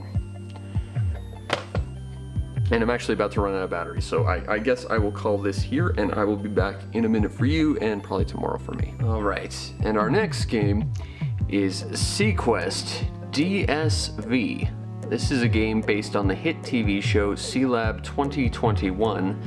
I remember renting this once as a kid, and there was like isometric submarines, and that's honestly all I really remember about it. I don't even remember it being a good game, but something about that image of just isometric submarine combat really stuck with me, so much so that when I had the ability to buy games, you know, I made a point to try and get a copy of this. I'm not even sure if the Genesis version was the version I played or if I played the Super Nintendo version. There are differences between them. I believe I read somewhere that the Genesis version is a little bit easier and just a little bit better. Even if it doesn't necessarily look quite as good, it's probably the better version of the two from what I read. But I'm looking forward to this, and you know, there's also like 2D like side-scrolly bits as well, apparently, that I never got to because I was just so bad at the isometric submarine nonsense. But I'm looking forward to reconnecting with this game. This is, you know, a small snapshot from my past that kind of stuck with me, even though I don't know why, and I have like really no fond memories of it. It was just something that kind of stuck with me, so I felt like, you know, that was something I should probably get. Next is a game that's always kind of interested me, but it seemed like a pretty low tier game, so I kind of always put it on the back burner. We have Outlander, and Outlander is kind of like a Mad Max style game. There's basically two game modes. One game mode, you're driving down the road in your car, and then eventually you stop, and then you have to go get gas in like a 2D sort of Contra style run and gun type of game. Like Sequest, there are differences between the Genesis and Super Nintendo versions. One of the versions, the driving portion is like done entirely first person from like the dash cam. So like you have to look at like the side view mirrors to like see your hand reach out and like shoot people that come beside you and stuff. Whereas the other, it's more like a behind the car view from what I remember. I just remember there was a lot of differences. I think the Super Nintendo version is a lot harder from what I remember. But you know, it was something that was being sold with Wiz and Liz and the rest of this stuff, and you know, it kind of stuck with me. And really, all this stuff is just stuff that I got because I wanted Wiz and Liz and Spin Dizzy, and this was stuff that I could find super cheap, but kind of always I had an interest in. And this is another one I would like to talk about at some point. Speaking of, we have Putty Squad. Or Super Putty, rather. Putty Squad's the sequel, if I recall. This is a game I don't know too much about. Like I said about Spin Dizzy and Wiz and Liz, I think this is like a port of an Amiga game, or it's like the sequel to an Amiga game or something like that. And for some reason between then and now, they released a sequel about 5 years back on the PS4 for some reason. But I played a little bit of this, and it was very, very weird. I remember like being this little blob that you had to like sort of goop through platforms, and then I remember like this giant head appearing because I didn't kill an enemy fast enough and just started yelling at me. It was a very, very strange game. Also, it's got the US Gold logo, which is always a bad sign. They tend to not have their name on things that were good from what I remember. They had their name on that terrible Strider Returns for one thing. But you know, like I said, it was something I could add to fill out the collection. That'll be something worth talking about and showing off later. And it really is a weird game, and weird games are always fun to talk about, if nothing else. Next we have a game I'm actually really quite excited about, because first of all, it's shiny and gold, but second of all, it's the ultimate stuntman. It's like they made a game about the stuntman, but it's like the ultimate one, which means it's the best one, which means you gotta have it. This is by Codemasters, and that's why it's in a shiny, obnoxious gold cart that'll stand out in your collection and look really, really cool. This is a pretty interesting looking game. I remember before I bought it, I took a look at some like video of it, and it like started out in like a top-down sort of like Spy Hunter style game, and then it turned into like a side-scrolling like Contra kind of game, and it reminded me a lot of like Vice Project Doom, which is another game I really want to get. But it's like an NES game that tries to be like every game ever. Even if it doesn't do it terribly successfully, the fact that it tries is very interesting, and it did look pretty quality. And I mean, come on, it's in one of these really kickin' gold carts. You kind of have to have it. Also, it has a little switch thingamabob on the back that says, "Do not drop, do not get wet, do not leave in direct sunlight. Position B, only use this position if it does not work with position A." Position A. What's position A? What does that stand by? What does position B do that position A doesn't? I don't understand this cartridge, but it's amazing. And it's flashy as all hell. But we're not quite done yet, because we also have Quattro Adventures. I flipped that upside down. This is an adventure of Quattro Bagina, obviously. That's why it's gold tinted. You're running around the Hyakushiki making things awesome. That is, of course, not true. This is one of those like compilation carts put out by Codemasters in Camerica. Again, that's why it's got this weird like kickin' gold cart. And it's got 4 sets of games. You've got Boomerang Kid, which I've never heard of. Super Robin Hood. I think there is a regular Robin Hood NES game that's sort of like a sequel to this. Linus Spacehead, which definitely got a sequel, and I actually really want to play. And Treasure Island Dizzy. I have opinions about Dizzy. None of them are polite. I frickin' hate Dizzy with a passion. If you've never played Dizzy, it's a 2D platformer that's very, very stiff and janky, but it's also like a PC-style adventure game where you collect random crap and trade it to, like, advance the plot. Unfortunately, it was made by the Oliver twins, who I'm convinced were just some of the most sadistic people around this side of Roberta Williams, who, like, you have to jump all over the place, but like if you have to jump near like a torch, you'll get burned on the torch. If you jump too far, you die. If you walk a few steps in the wrong direction, you die. Sometimes you can pick up items in some of these games that pretty much instantly kill you. Dizzy is a series that really wants you dead, and yeah, people remember it quite fondly, and I have no idea why. I just remember pain with Dizzy, but you know, it's there. I thought it was interesting, and it wasn't super expensive. And again, it comes in the really cool gold card, so I just had to have it. And it was cheap. So it was something cool to add to my NES collection. Next we have a game that I don't think is particularly well loved. We have Dino Wars, The Destruction of Spondylus. That's not a real word. This game I don't remember being any good. I've pretty much seen nothing but negativity on this game, and it doesn't look like all that much of an interesting game, but it has some of the most interesting like sprite art ever. It like has giant dinosaur mechs, and they look really, really high quality, and that sold me on this. Well, that and it was super cheap. But who knows, maybe I'll be really surprised by this game when I get a shot. But I've got low expectations for it, which means it can only impress me, really.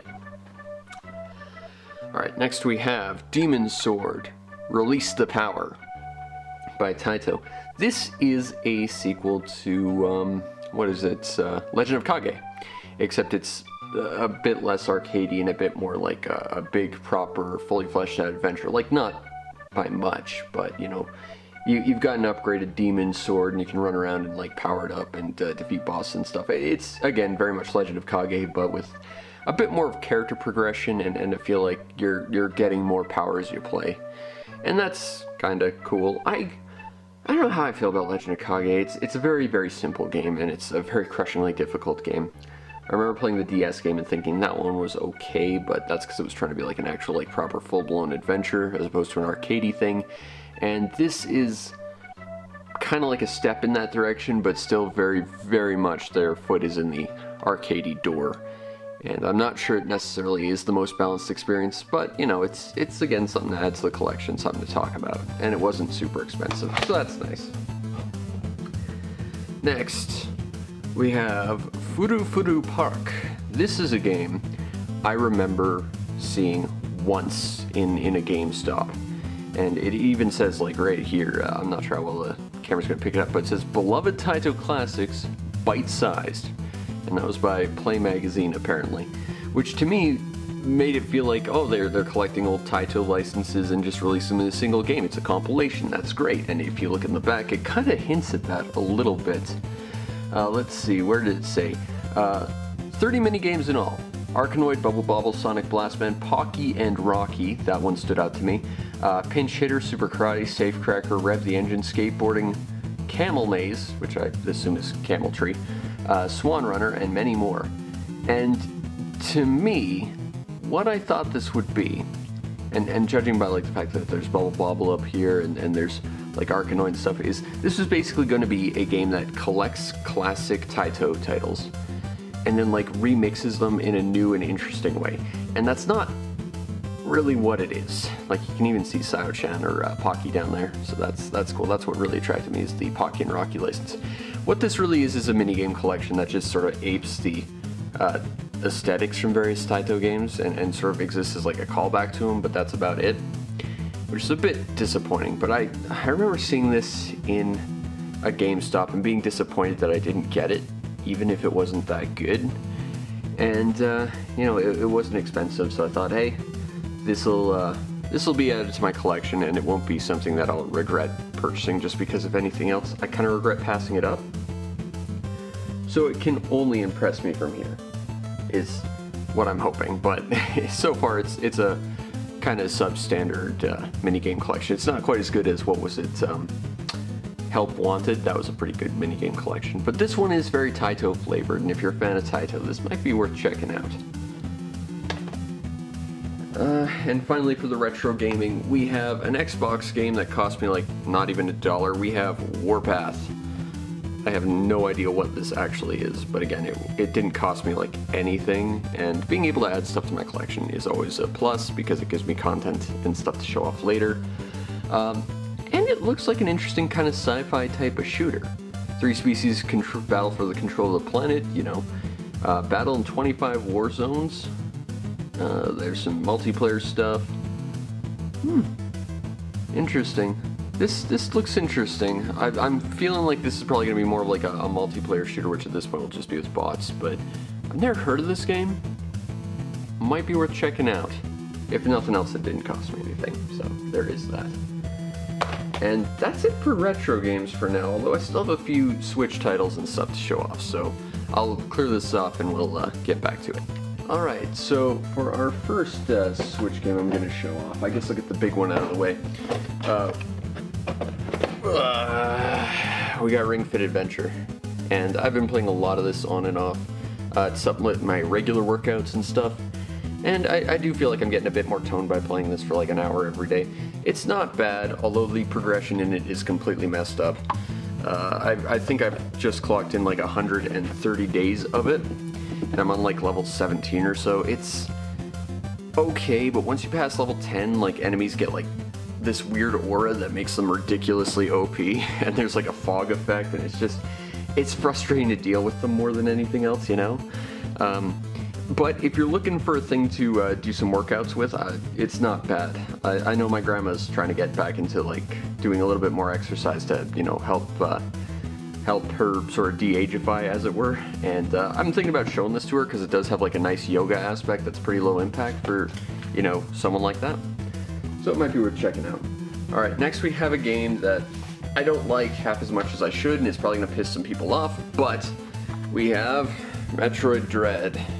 I don't like this game very much. In fact, I put it as an honorable mention for my poop game of the year list. First of all, I really do like that design of Samus. Her new helmet design, her new visor design, very, very cool. I like the, I don't know how well this is going to show up on camera, mind you, but I do kind of like the sort of muscle effect that her armor is kind of going for. Like, it's got a sort of muscle fiber design going for it. Very, very cool. I love the sort of stylish visor. I love the lightning bolts on her chest. I hate this guy, though. The Emmy. And the Emmy is basically an unkillable robot that you have to beat in order to get your powers back, but at the same time, there's a bunch of them, and like encountering them, and you can go watch my poop game of the year list to see my complaints about them, but every encounter with them is basically identical, except they have a slightly different power. And it's frustrating because you know exactly where they are. Like, these things are effectively supposed to be the replacements for SAX or Dark Samus, except those were creatures that, while they were super powerful and defeated Samus in terms of like where they are in the food chain, these guys don't have the ability to be really unpredictable. Like SAX and Dark Samus, until you beat in the game once, you don't know where they're going to show up. They're just sort of a thing you have to kind of, you know, figure out. Whereas these things, the rooms they show in are completely signposted before you go in and before you leave. You know exactly how far these guys go, and they have no ounce of unpredictability to them, because the way you approach defeating them is identical with every single one of them. And if you got rid of them, I think Metroid Dread would actually be a pretty good game. The thing is that there's such a focus, especially early on in the game, that it really just annoys me to no end.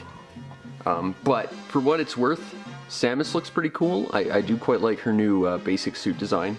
You don't see white on a power suit for Samus too much, except for the light suit, which is kind of nice. And this is probably the game that gives Samus the best personality, even though it does not give her a voice. But she has a lot of like physical acting, like the motion capture for this is amazing, and you can see a lot of her personality in her character.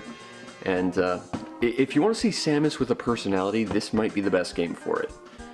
If you want a game that is genuinely very good to like the Metroid, like actual design mythos and mentality, not so much, and that's what pisses me off. Alright, next we have Kirby and the Forgotten Land. Since the last Kirby was such a whiff, this one had to be good, and it actually is not bad. I think this is a pretty solid companion piece to Super Mario 3D World on the Wii U. It has sort of a similar design mentality where every stage is sort of, I don't want to say gimmicky, but every stage sort of has its own sort of idea with what it wants to try and do, but it doesn't like go super far out of its way to be like super wild or anything. It sticks very much in the realm of trying to have a very well designed game, but every level is just a little different, and I like that. It's very much like Mario 3D World. And it's just, in general, a very well-made game, a well-paced game, and it has a lot of really fun things to it. I appreciate the fact that it does have some, like, power-up abilities that feel like they're expanding his repertoire, even though they're just straight upgrades, which is kind of nice. And it does have some fun unlockables, and it's a cool setting. It's not the best Kirby game ever, but I will say it's significantly better than Star Allies, which I think was just garbage. And, you know, it's not a bad little Wii game. If you're looking for a Kirby Wii game, that's, or a Kirby Switch game, that's kind of your only option. This one you can totally skip, though. This is Pokemon Brilliant Diamond. Okay, so I'm going to be completely honest, and this is probably a hot take, but Pokemon Diamond and Pearl is the worst generation of Pokemon. Period. This is a terrible remake by a company who doesn't know how to produce games well. So that's not great, and it's a remake of that worst generation. So there's not really much going on with this that's really all that great. You can soft lock yourself, you can completely break the game, you can... It's just a horrible, buggy mess, and when it's not being that, it's being boring. And that's by Pokemon Diamond standards. It's not very good. If you want to play Pokemon Diamond, I don't know why you would, just go get Platinum on the DS. Because I hear that one's actually kinda okay, but I've never been a fan of Pokemon Brilliant Diamond. I literally just bought this so that I had something to play, because there was nothing else on my gameplay docket for the week, and it's like, well, you know, it's something I can play, maybe it'll be good, maybe it'll surprise me. Well, it did, and just how much of a broken mess it is, but it did not impress me by any means or measure. This game was awesome, though, and this stands as not only the best Pokemon game on the Switch, probably the only good one. We have New Pokemon Snap. This was on my Game of the Year list for good reason. The original Pokemon Snap was on a console that had no less than like 6 other Pokemon games on it, and it was the best one.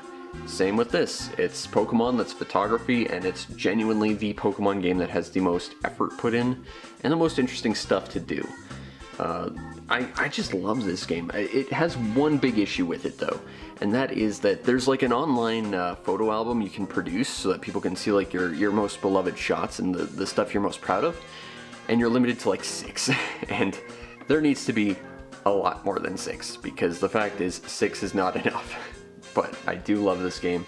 Best Pokemon game on the Switch, must have for the Switch, maybe one of the few games on the Switch I would say is an absolute must own.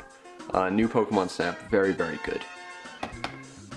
Next we have a game I haven't gotten a chance to play quite yet, but I'm very excited for it. We have Triangle Strategy. Now, the reason why I haven't played this quite yet is something I will show off before we finish this, but this is a top-down, it's a anime-style strategy game. And I was told this was going to be very reminiscent of stuff like Final Fantasy Tactics Advance, but it takes like a visual aesthetic like Octopath Traveler, and that immediately got my attention, and I really, really, really want to play this. But there's something holding me back, and we'll talk about that when I get a chance to talk about it. Next we have Pokemon Legends Arceus. I've been told it's pronounced Arceus, but the reason why it's apparently pronounced Arceus instead of Arceus is because they don't want the term arse in its title. Well, this game is arse. It's a weird thing. It progresses very oddly. It's like supposedly a action RPG, except not really. It's still very much turn-based, but you can run your character around your enemy Pokemon. You can't do anything other than run from the fight when you do it though, so it's pointless. It's a big open world Pokemon game, which could be kind of interesting, but the way they handle the Pokedex, you have to like collect like 80 of every monster before they'll add the Dex entry, which is a bit weird. Levels basically mean nothing in this game because you can have like a level 20 fight a level 50 and get by just fine. But what bugs me the most about this is the progression, because it's not, strictly speaking, an interconnected world. It's more, you have giant open fields that you can wander around, but then you just collect X number of Pokemon to get enough points to your character so you can unlock the next one and continue to the next bit of plot. But it never feels like the plot's actually like building to something. In previous Pokemon games, you go town to town, you defeat gym leaders in order to make yourself more powerful, and there was a sense of progression and advancement and adventure, like you were building to something. Whereas here it's just, go to the next plot point, go to the next plot point, go to the next plot point. And when it's not doing that, it's making you sit around in one spot trying to farm monsters just so that you can arbitrarily increase your rank so that you can do that. I don't like that at all, and that really bugs me. I wanted to like this game. It was fun for maybe a night, if that, but I really haven't gone back to it since, and I don't really have much of a desire to, because I don't think it's terribly interesting, and it's not terribly subtle about where its plot's going either. You work for a group known as, the Galactic Team, and one of their costumes is you can get a Team Galaxy Grunt outfit. It's not subtle at all. This game bugs me on so many levels. It's not very interesting, and you know, for an open world Pokemon game, I think they could do infinitely better than what they did. But the biggest issue is how they handled the world and how they handled the progression, I think. And that catching monsters and like actual individual monsters aren't really all that meaningful. You can, it's more convenient just to keep catching monsters over and over and replacing the ones you've got rather than just like building up your team, which kind of defeats the whole purpose of Pokemon's being your friends and not just tools, as this game likes to harp on about a lot. In other words, I don't like it so much. In fact, when I was looking up this on GameFAQs, I found a lot of message board messages about how this is just a terrible game and how there's better games out there to basically be this game but better. One of them was a Dragon Quest game that I'm kind of interested in, but the other was Shin Megami Tensei 5. And I got this game brand new, sealed for 20 bucks. And apparently it actually went up in price a fair bit around the time I got this, so yeah, I don't know how I got this super cheap. It might have been like a warehouse deal or something, but I played a bit of this. I'm not super far in, but I do like the Shin Megami Tensei games. I really want to collect all the PS2 ones. I've only got about half of them. But the world's a lot more interesting. It's a lot darker, of course. And it, of course, has that classic Shin Megami Tensei thing of, in order to get monsters on your team, you have to like recruit them by appealing to them, and that's always fun. I like to try and figure out, you know, what does this monster like, how can I appease them, that sort of thing. It's interesting, it's very, very stylish. I love how it looks, I love the character design, as I do with pretty much every Shin Megami Tensei game. I don't think it's the most engaging Shin Megami Tensei game by a long shot, but it is a cool, like, sort of, not quite open world, but it's a big environment where you can collect monsters. It's basically Pokemon Arceus, but it has a sense of progression, and it just feels like everything in here is more meaningful. So if you're looking at Pokemon Arceus, you might also be interested in this one. Slightly different taste, but kind of similar style of game. And next we have a game I haven't opened, and I don't really aspire to open. We have Sealed, the Brinny Collection, Volume 1. This is a collection of 2 NIS PS2 games on the Switch. This is the big fancy collector's edition. It cost a lot of money, but I bought it because it has Soul Nomad and the World Eaters on it, which is my favorite NIS title of all time. It contains this guy, Master of Death Gig, coolest character in video games. This is my favorite NIS game. Like, I love NIS games, or at least I loved them back when they were, you know, not just releasing a new game every week and overcharging for them. But this was around the PS2 era, which is when I think NIS was really hitting their stride. And this was the one that hit so hard for me that it's the only one I've ever bothered to get to level 9,999 in. I quite love it. You play as this guy or girl, you can be either or. They're just male or female version of the same character. Basically, they come of age and they're given a weapon to become a guard of their village, except the weapon they have is possessed because the person who runs the village is an asshole, and suddenly they get possessed by this guy who absolutely hates your guts and can control your body, and he makes sure to tell everyone around you how much he hates your guts and tries to make you an enemy of everyone. He's an amazing character. Love this guy. He's the best character of all time.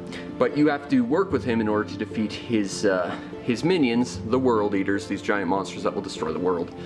And it's quite interesting because you need his power to do it, but if you ask for his power, he will take over and control you, and then you'll destroy the world. In fact, there's actually like a villain route after you beat the game once where that happens, and I swear it is the most grim storytelling I've seen in a video game.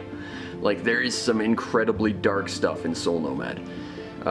This was tied for my first NIS game as well, because I got this and I got the terrible DS version of Disgaea on the same day. But I saw this in, or the original PS2 version anyway, in a, it was a used deal bin at a GameStop. And they were charging like $5 for it, and I picked it up because I'd never seen the title, and I went through this phase where I'd go to a place and I'd find a game I'd never heard of and I'd just buy it, see what it is. But I remember on the back specifically that it said, pick a fight or help any like random NPCs in towns. And the idea of just randomly picking fights with just random NPCs seemed like such an interesting idea to me.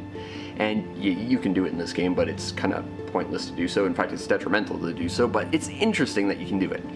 And this is actually a compo because you also get Phantom Brave, which continues the valiant trend I have where I own every single goddamn version of Phantom Brave except the original.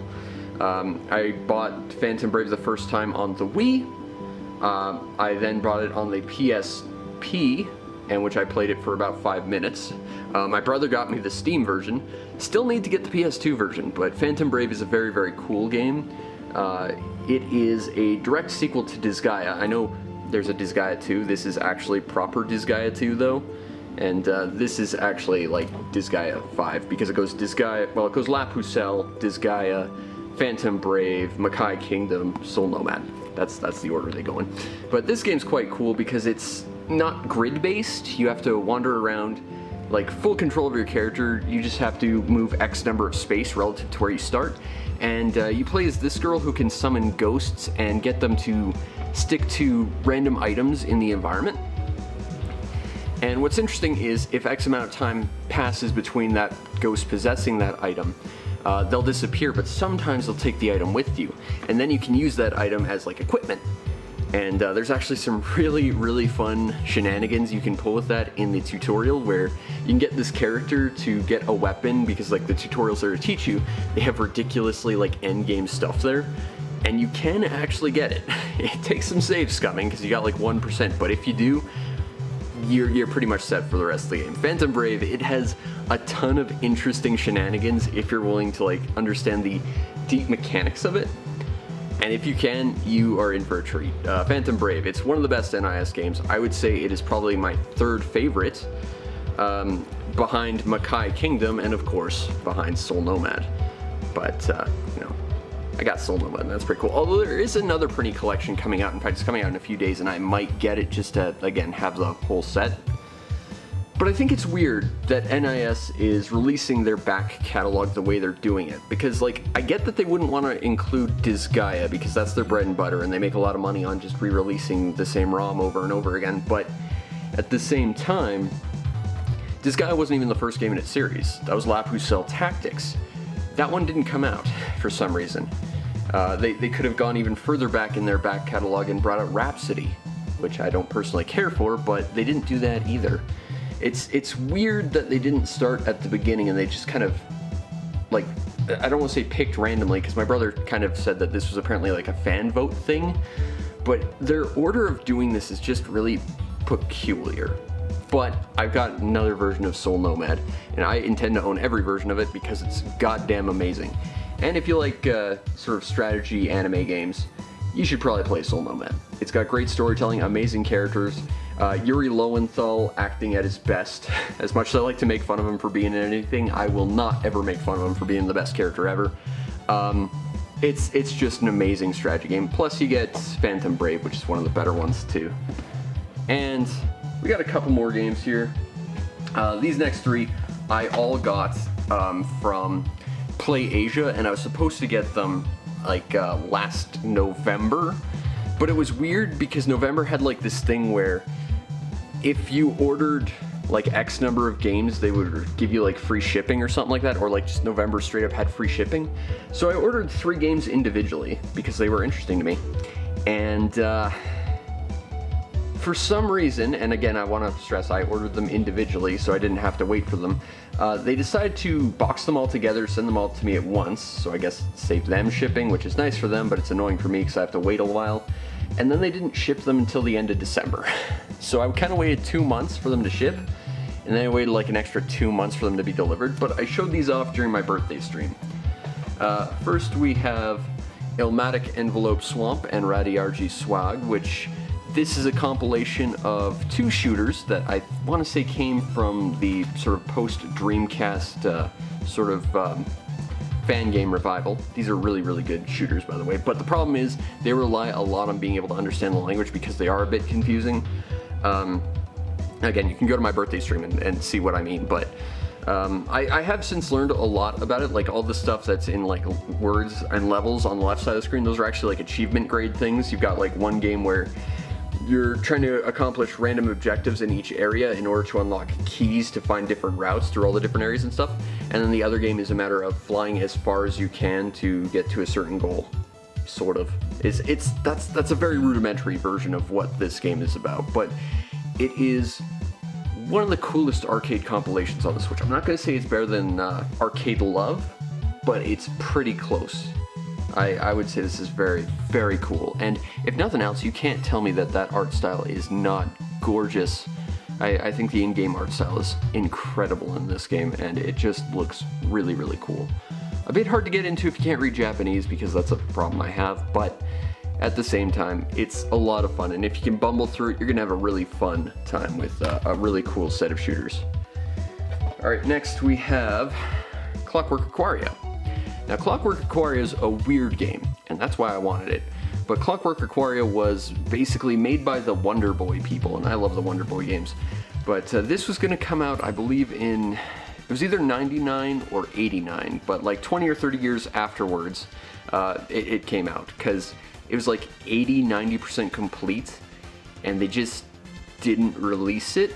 I have no idea why, but they finished it about 2 decades later, 3 decades later, and then they released it, and you can get it digitally on both the Switch and PS4, but if you want a physical copy like I have, you have to order it from Japan. And it's a pretty fun game. It's not a huge game. It's got like 5 levels. You got 3 different playable characters that all play slightly differently, although it's mostly just a visual thing. And it is just a fun, very basic run around, like jump on stuff and use like objects as thrown weapons to clear paths to advance to the end of the game. It's not super long. It's actually very well balanced for an arcade game. It's not super mean or greedy. There are enemies that, well, bosses that'll just sit around and let you wail on them pretty much endless looping until you kill them, which is a little bit weirdly balanced, but overall, it's a great game, and if you can get this cheap, or you have any love for the Wonder Boy series, you should play this game, because it is damn cool. And then, the last one we have, Megaton Musashi. I think this is a tie-in with an anime, or the anime is tied in with the game, but I'm pretty sure the anime came first. This was something that I saw on the Nintendo Direct from last year, around August.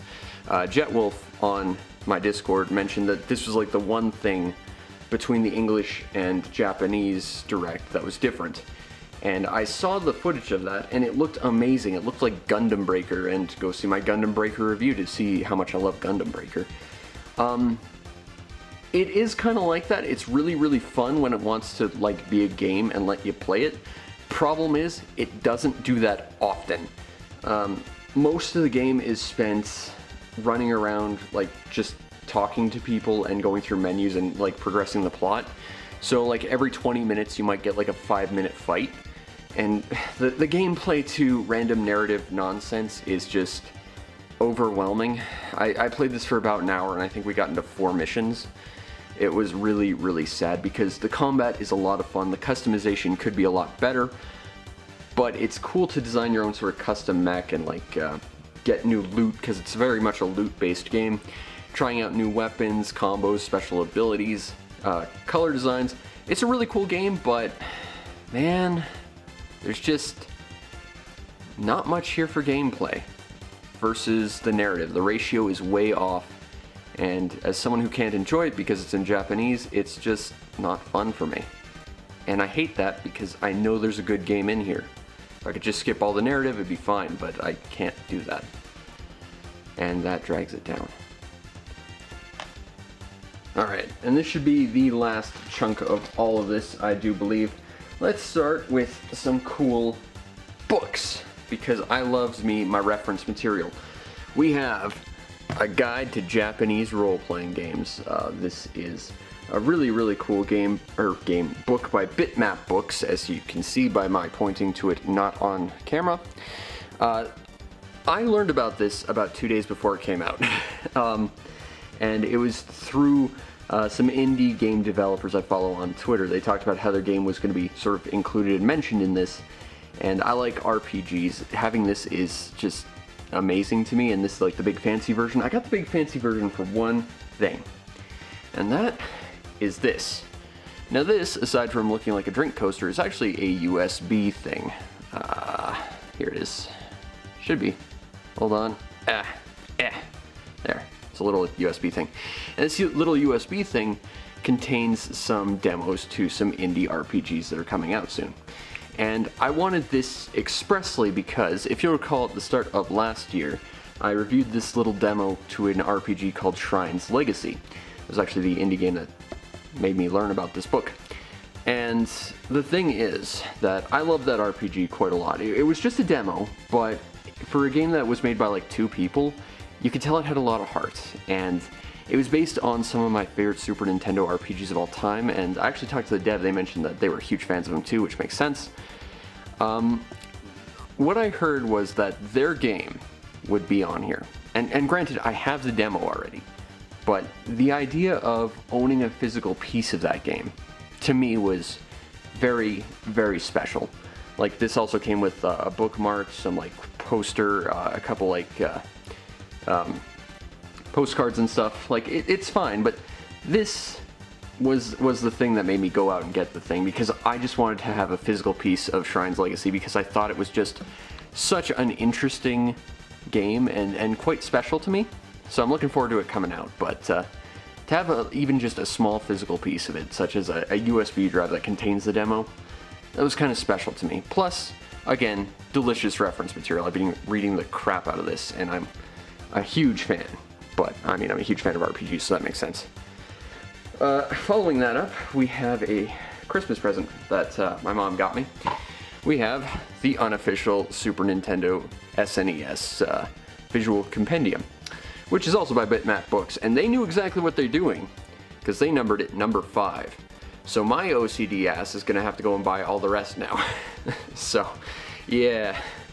But it's got like blurbs and stuff on every little game, and not just North American games, but you know, they've got the Compata Hero Great Battle games as well, and I'm a huge fan of those. That's pretty cool that got cover stuff, and it's lenticulated, which is very, very stylish. And again, it's more delicious reference material, which I love. I love reference material because it means I get to do research and I get to immerse myself in what I love even more. So that was very, very cool to get that as a Christmas present. Next we have something that's very small, very powerful, very expensive, and I can't use it right now. We have the Satiator. Now, if you're not familiar with the satiator, what this is it's an upgrade to the Sega Saturn. It's this little like plastic card. It's about the size of a credit card. You plug it into an internal port of your Sega Saturn. Only works on Model 2 Saturns. Then you can plug in a SD card, or a micro SD card rather, and then you can use it to skip the physical disk laser. It skips your disk drive to run off a hard drive basically. And that's great. Unfortunately, my Saturn's port that this would run off of died. So unfortunately, I got to show off quite a lot through Saturn Day. I'd like to get back to it. Unfortunately, I need a new Saturn before I can do that. This is very, very expensive for what you get. It was like $450, but as you all know, I'm the biggest Saturn guy ever, so I kind of needed it. And it let me explore some Saturn games I didn't get a chance to, like Panzer Dragoon Saga. Even for only one night, being able to finally play my most wanted game of all time, it was probably the equivalent of like a religious experience for me. It was just, you know, I had to turn down the lights, I had to do it in reverent silence, and it was mind-blowing. And I really desperately want to play that and get a copy. But very powerful piece of equipment, and I don't regret buying it, although I do regret my Saturn not being able to run with it anymore, because I'd very much like to continue with Saturn Day. But what can you do? Alright, next we have what was going to be a Christmas present and then kind of became a birthday present because shipping was weird on it. We have the Retroid Pocket 2 Plus. This is a handheld Android device that lets you just play anything basically. It's not something I've got quite set up just yet. I've been playing a lot of the Steam Link on here mostly, and it has some issues. First of all, it's not compatible with every game. Second of all, it puts it in like this weird stretched widescreen but like letterboxed version. So if anyone knows how this thing works and how Steam Link works, maybe you can give me an idea how to fix that, because the fact is, playing this letterboxed and stretched out is not my idea of a good time. Letterboxing also kills the bottom of the screen for actual Steam games, which is not ideal. Also, some Steam games just flat out break if you use them, and others, even if they work, like text tends to be pretty garbled. But you can pretty much have everything on the go with you at once, which is great. Unfortunately, I don't know much about emulation or stuff like that, so I still have to figure out how to set all that up. But it'll be great to be able to take all my stuff on the go with me, as well as, you know, be able to just research whatever I want with no real issue of having to keep myself tethered to a TV to, you know, do it. And that's cool. So, you know, I could go out to the doctor's appointment or whatever and continue my research while I wait in the waiting room or something, and that's pretty cool. This is a pretty powerful little tool for about $100. I do have one complaint though, and that is that there is a screen protector on here. Yeah, the one they sent me with this device was actually defective. It did not have a adhesive strip attached to it, so I had to contact them and complain about that. And their solution for them sending me a part that didn't work was to refund me $2 and then buy another one, which would have been fine if buying another one cost $2. Unfortunately, buying a new one cost $5, and oh yeah, there was like $16 shipping on that. So to get the full experience of a proper piece of equipment that I bought, or rather that was bought for me and given to me as a present, I had to spend an additional like $20, which is, you know, not something you want to bring up to anyone ever. It was a bit awkward. It's like, oh, I don't want to tell them like that there's a missing part, so I won't, but then it'll get awkward because I don't want to mess up the screen until I get a screen protector on there so I can't play it. It was a whole thing. But for what it does, it's very inexpensive. It's about $100 plus shipping, and for what it can do, it's very, very powerful. Unfortunately, I'm not well versed in emulation, so I have to figure out how to properly set all this up.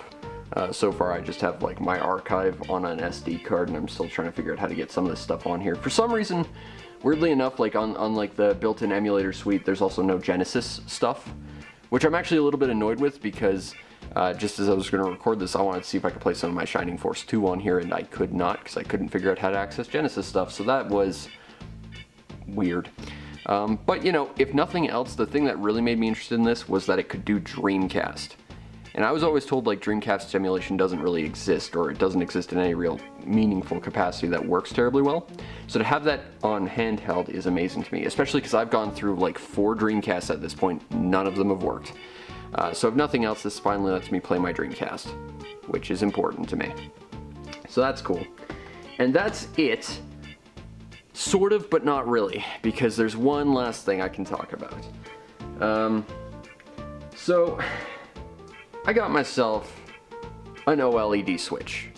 Now, how much would you pay for this lovely OLED Switch? Would you pay $450 for it, retail price? Would you maybe pay $500, retail price plus shipping? Or like some sort of price gougy $600 or something? Well, I'll tell you, I bought this for a grand total of $2. So here's the story. If you go to the Switch eShop right now, and you go to deals, you will probably find a company, or at least something put out by a company called Cubic Games, spelled with a Q, because of course it is. They always have all this like weird stuff on sale, like pretty much permanently on sale, and for very, very cheap, which means that I can actually like afford it, which is nice. And they like to build up a like community, so they constantly have like weird sort of events and stuff. And at the start of Christmas, they had like this competition where you could do one of two things. You could either like create something on social media to promote them, or you could buy one of their games and like fill out a little questionnaire, like what's your mother's maiden name, what's your social insurance number, what's the street you grew up on. I'm kidding, of course, but they wanted to know like what game you bought, what other games of theirs you bought, what interested you about them, and what was meaningful to you about your purchases from them. And considering that it was 3 questions, they told you to answer one, I answered all 3. It was like, okay, I bought Timothy and the Lost Woods because it looks like a Zelda A Link to the Past, or Link's Awakening.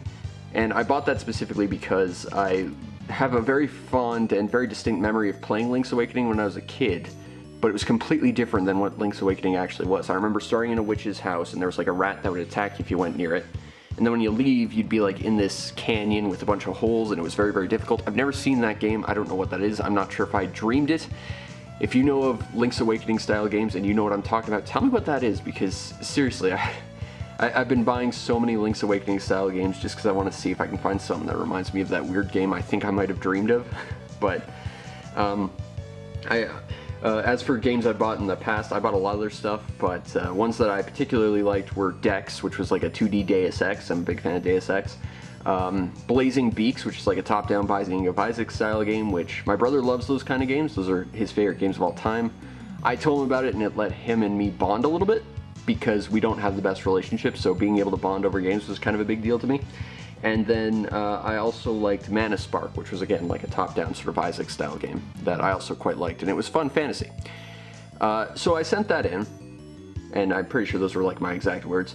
And about 2 months later, I get an email saying, hey, you won the grand prize. Congratulations, you got an OLED Switch. And this is the only time in my life I've ever won anything.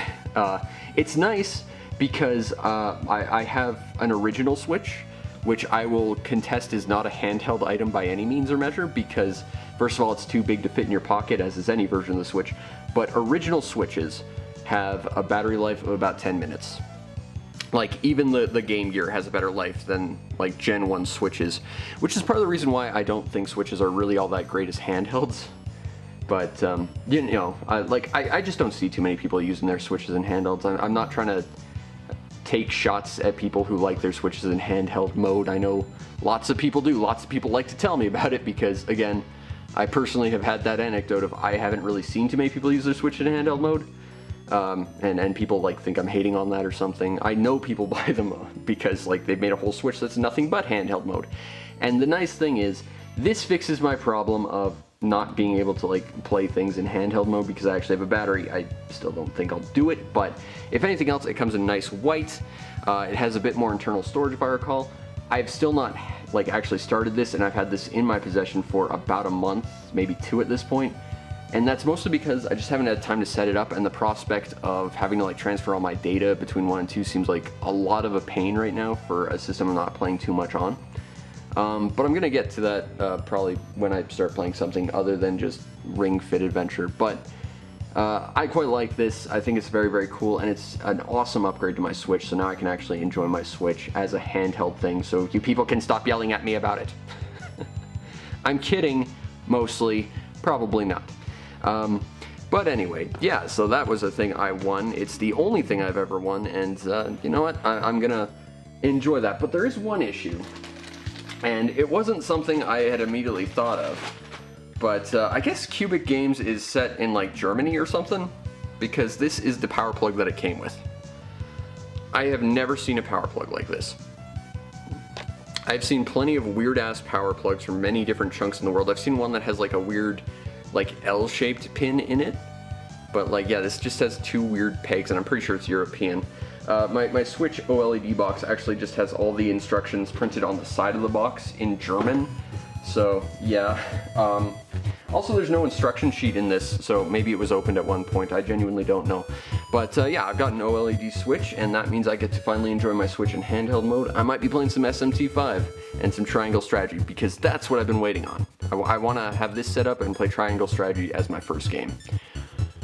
But I gotta get there first, and I've got so many other things on my plate right now that I just haven't had a chance to properly set it up. But maybe showing this off will finally get my butt in gear so I can actually do it. Anyway, that has been it for all the stuff I've collected since August.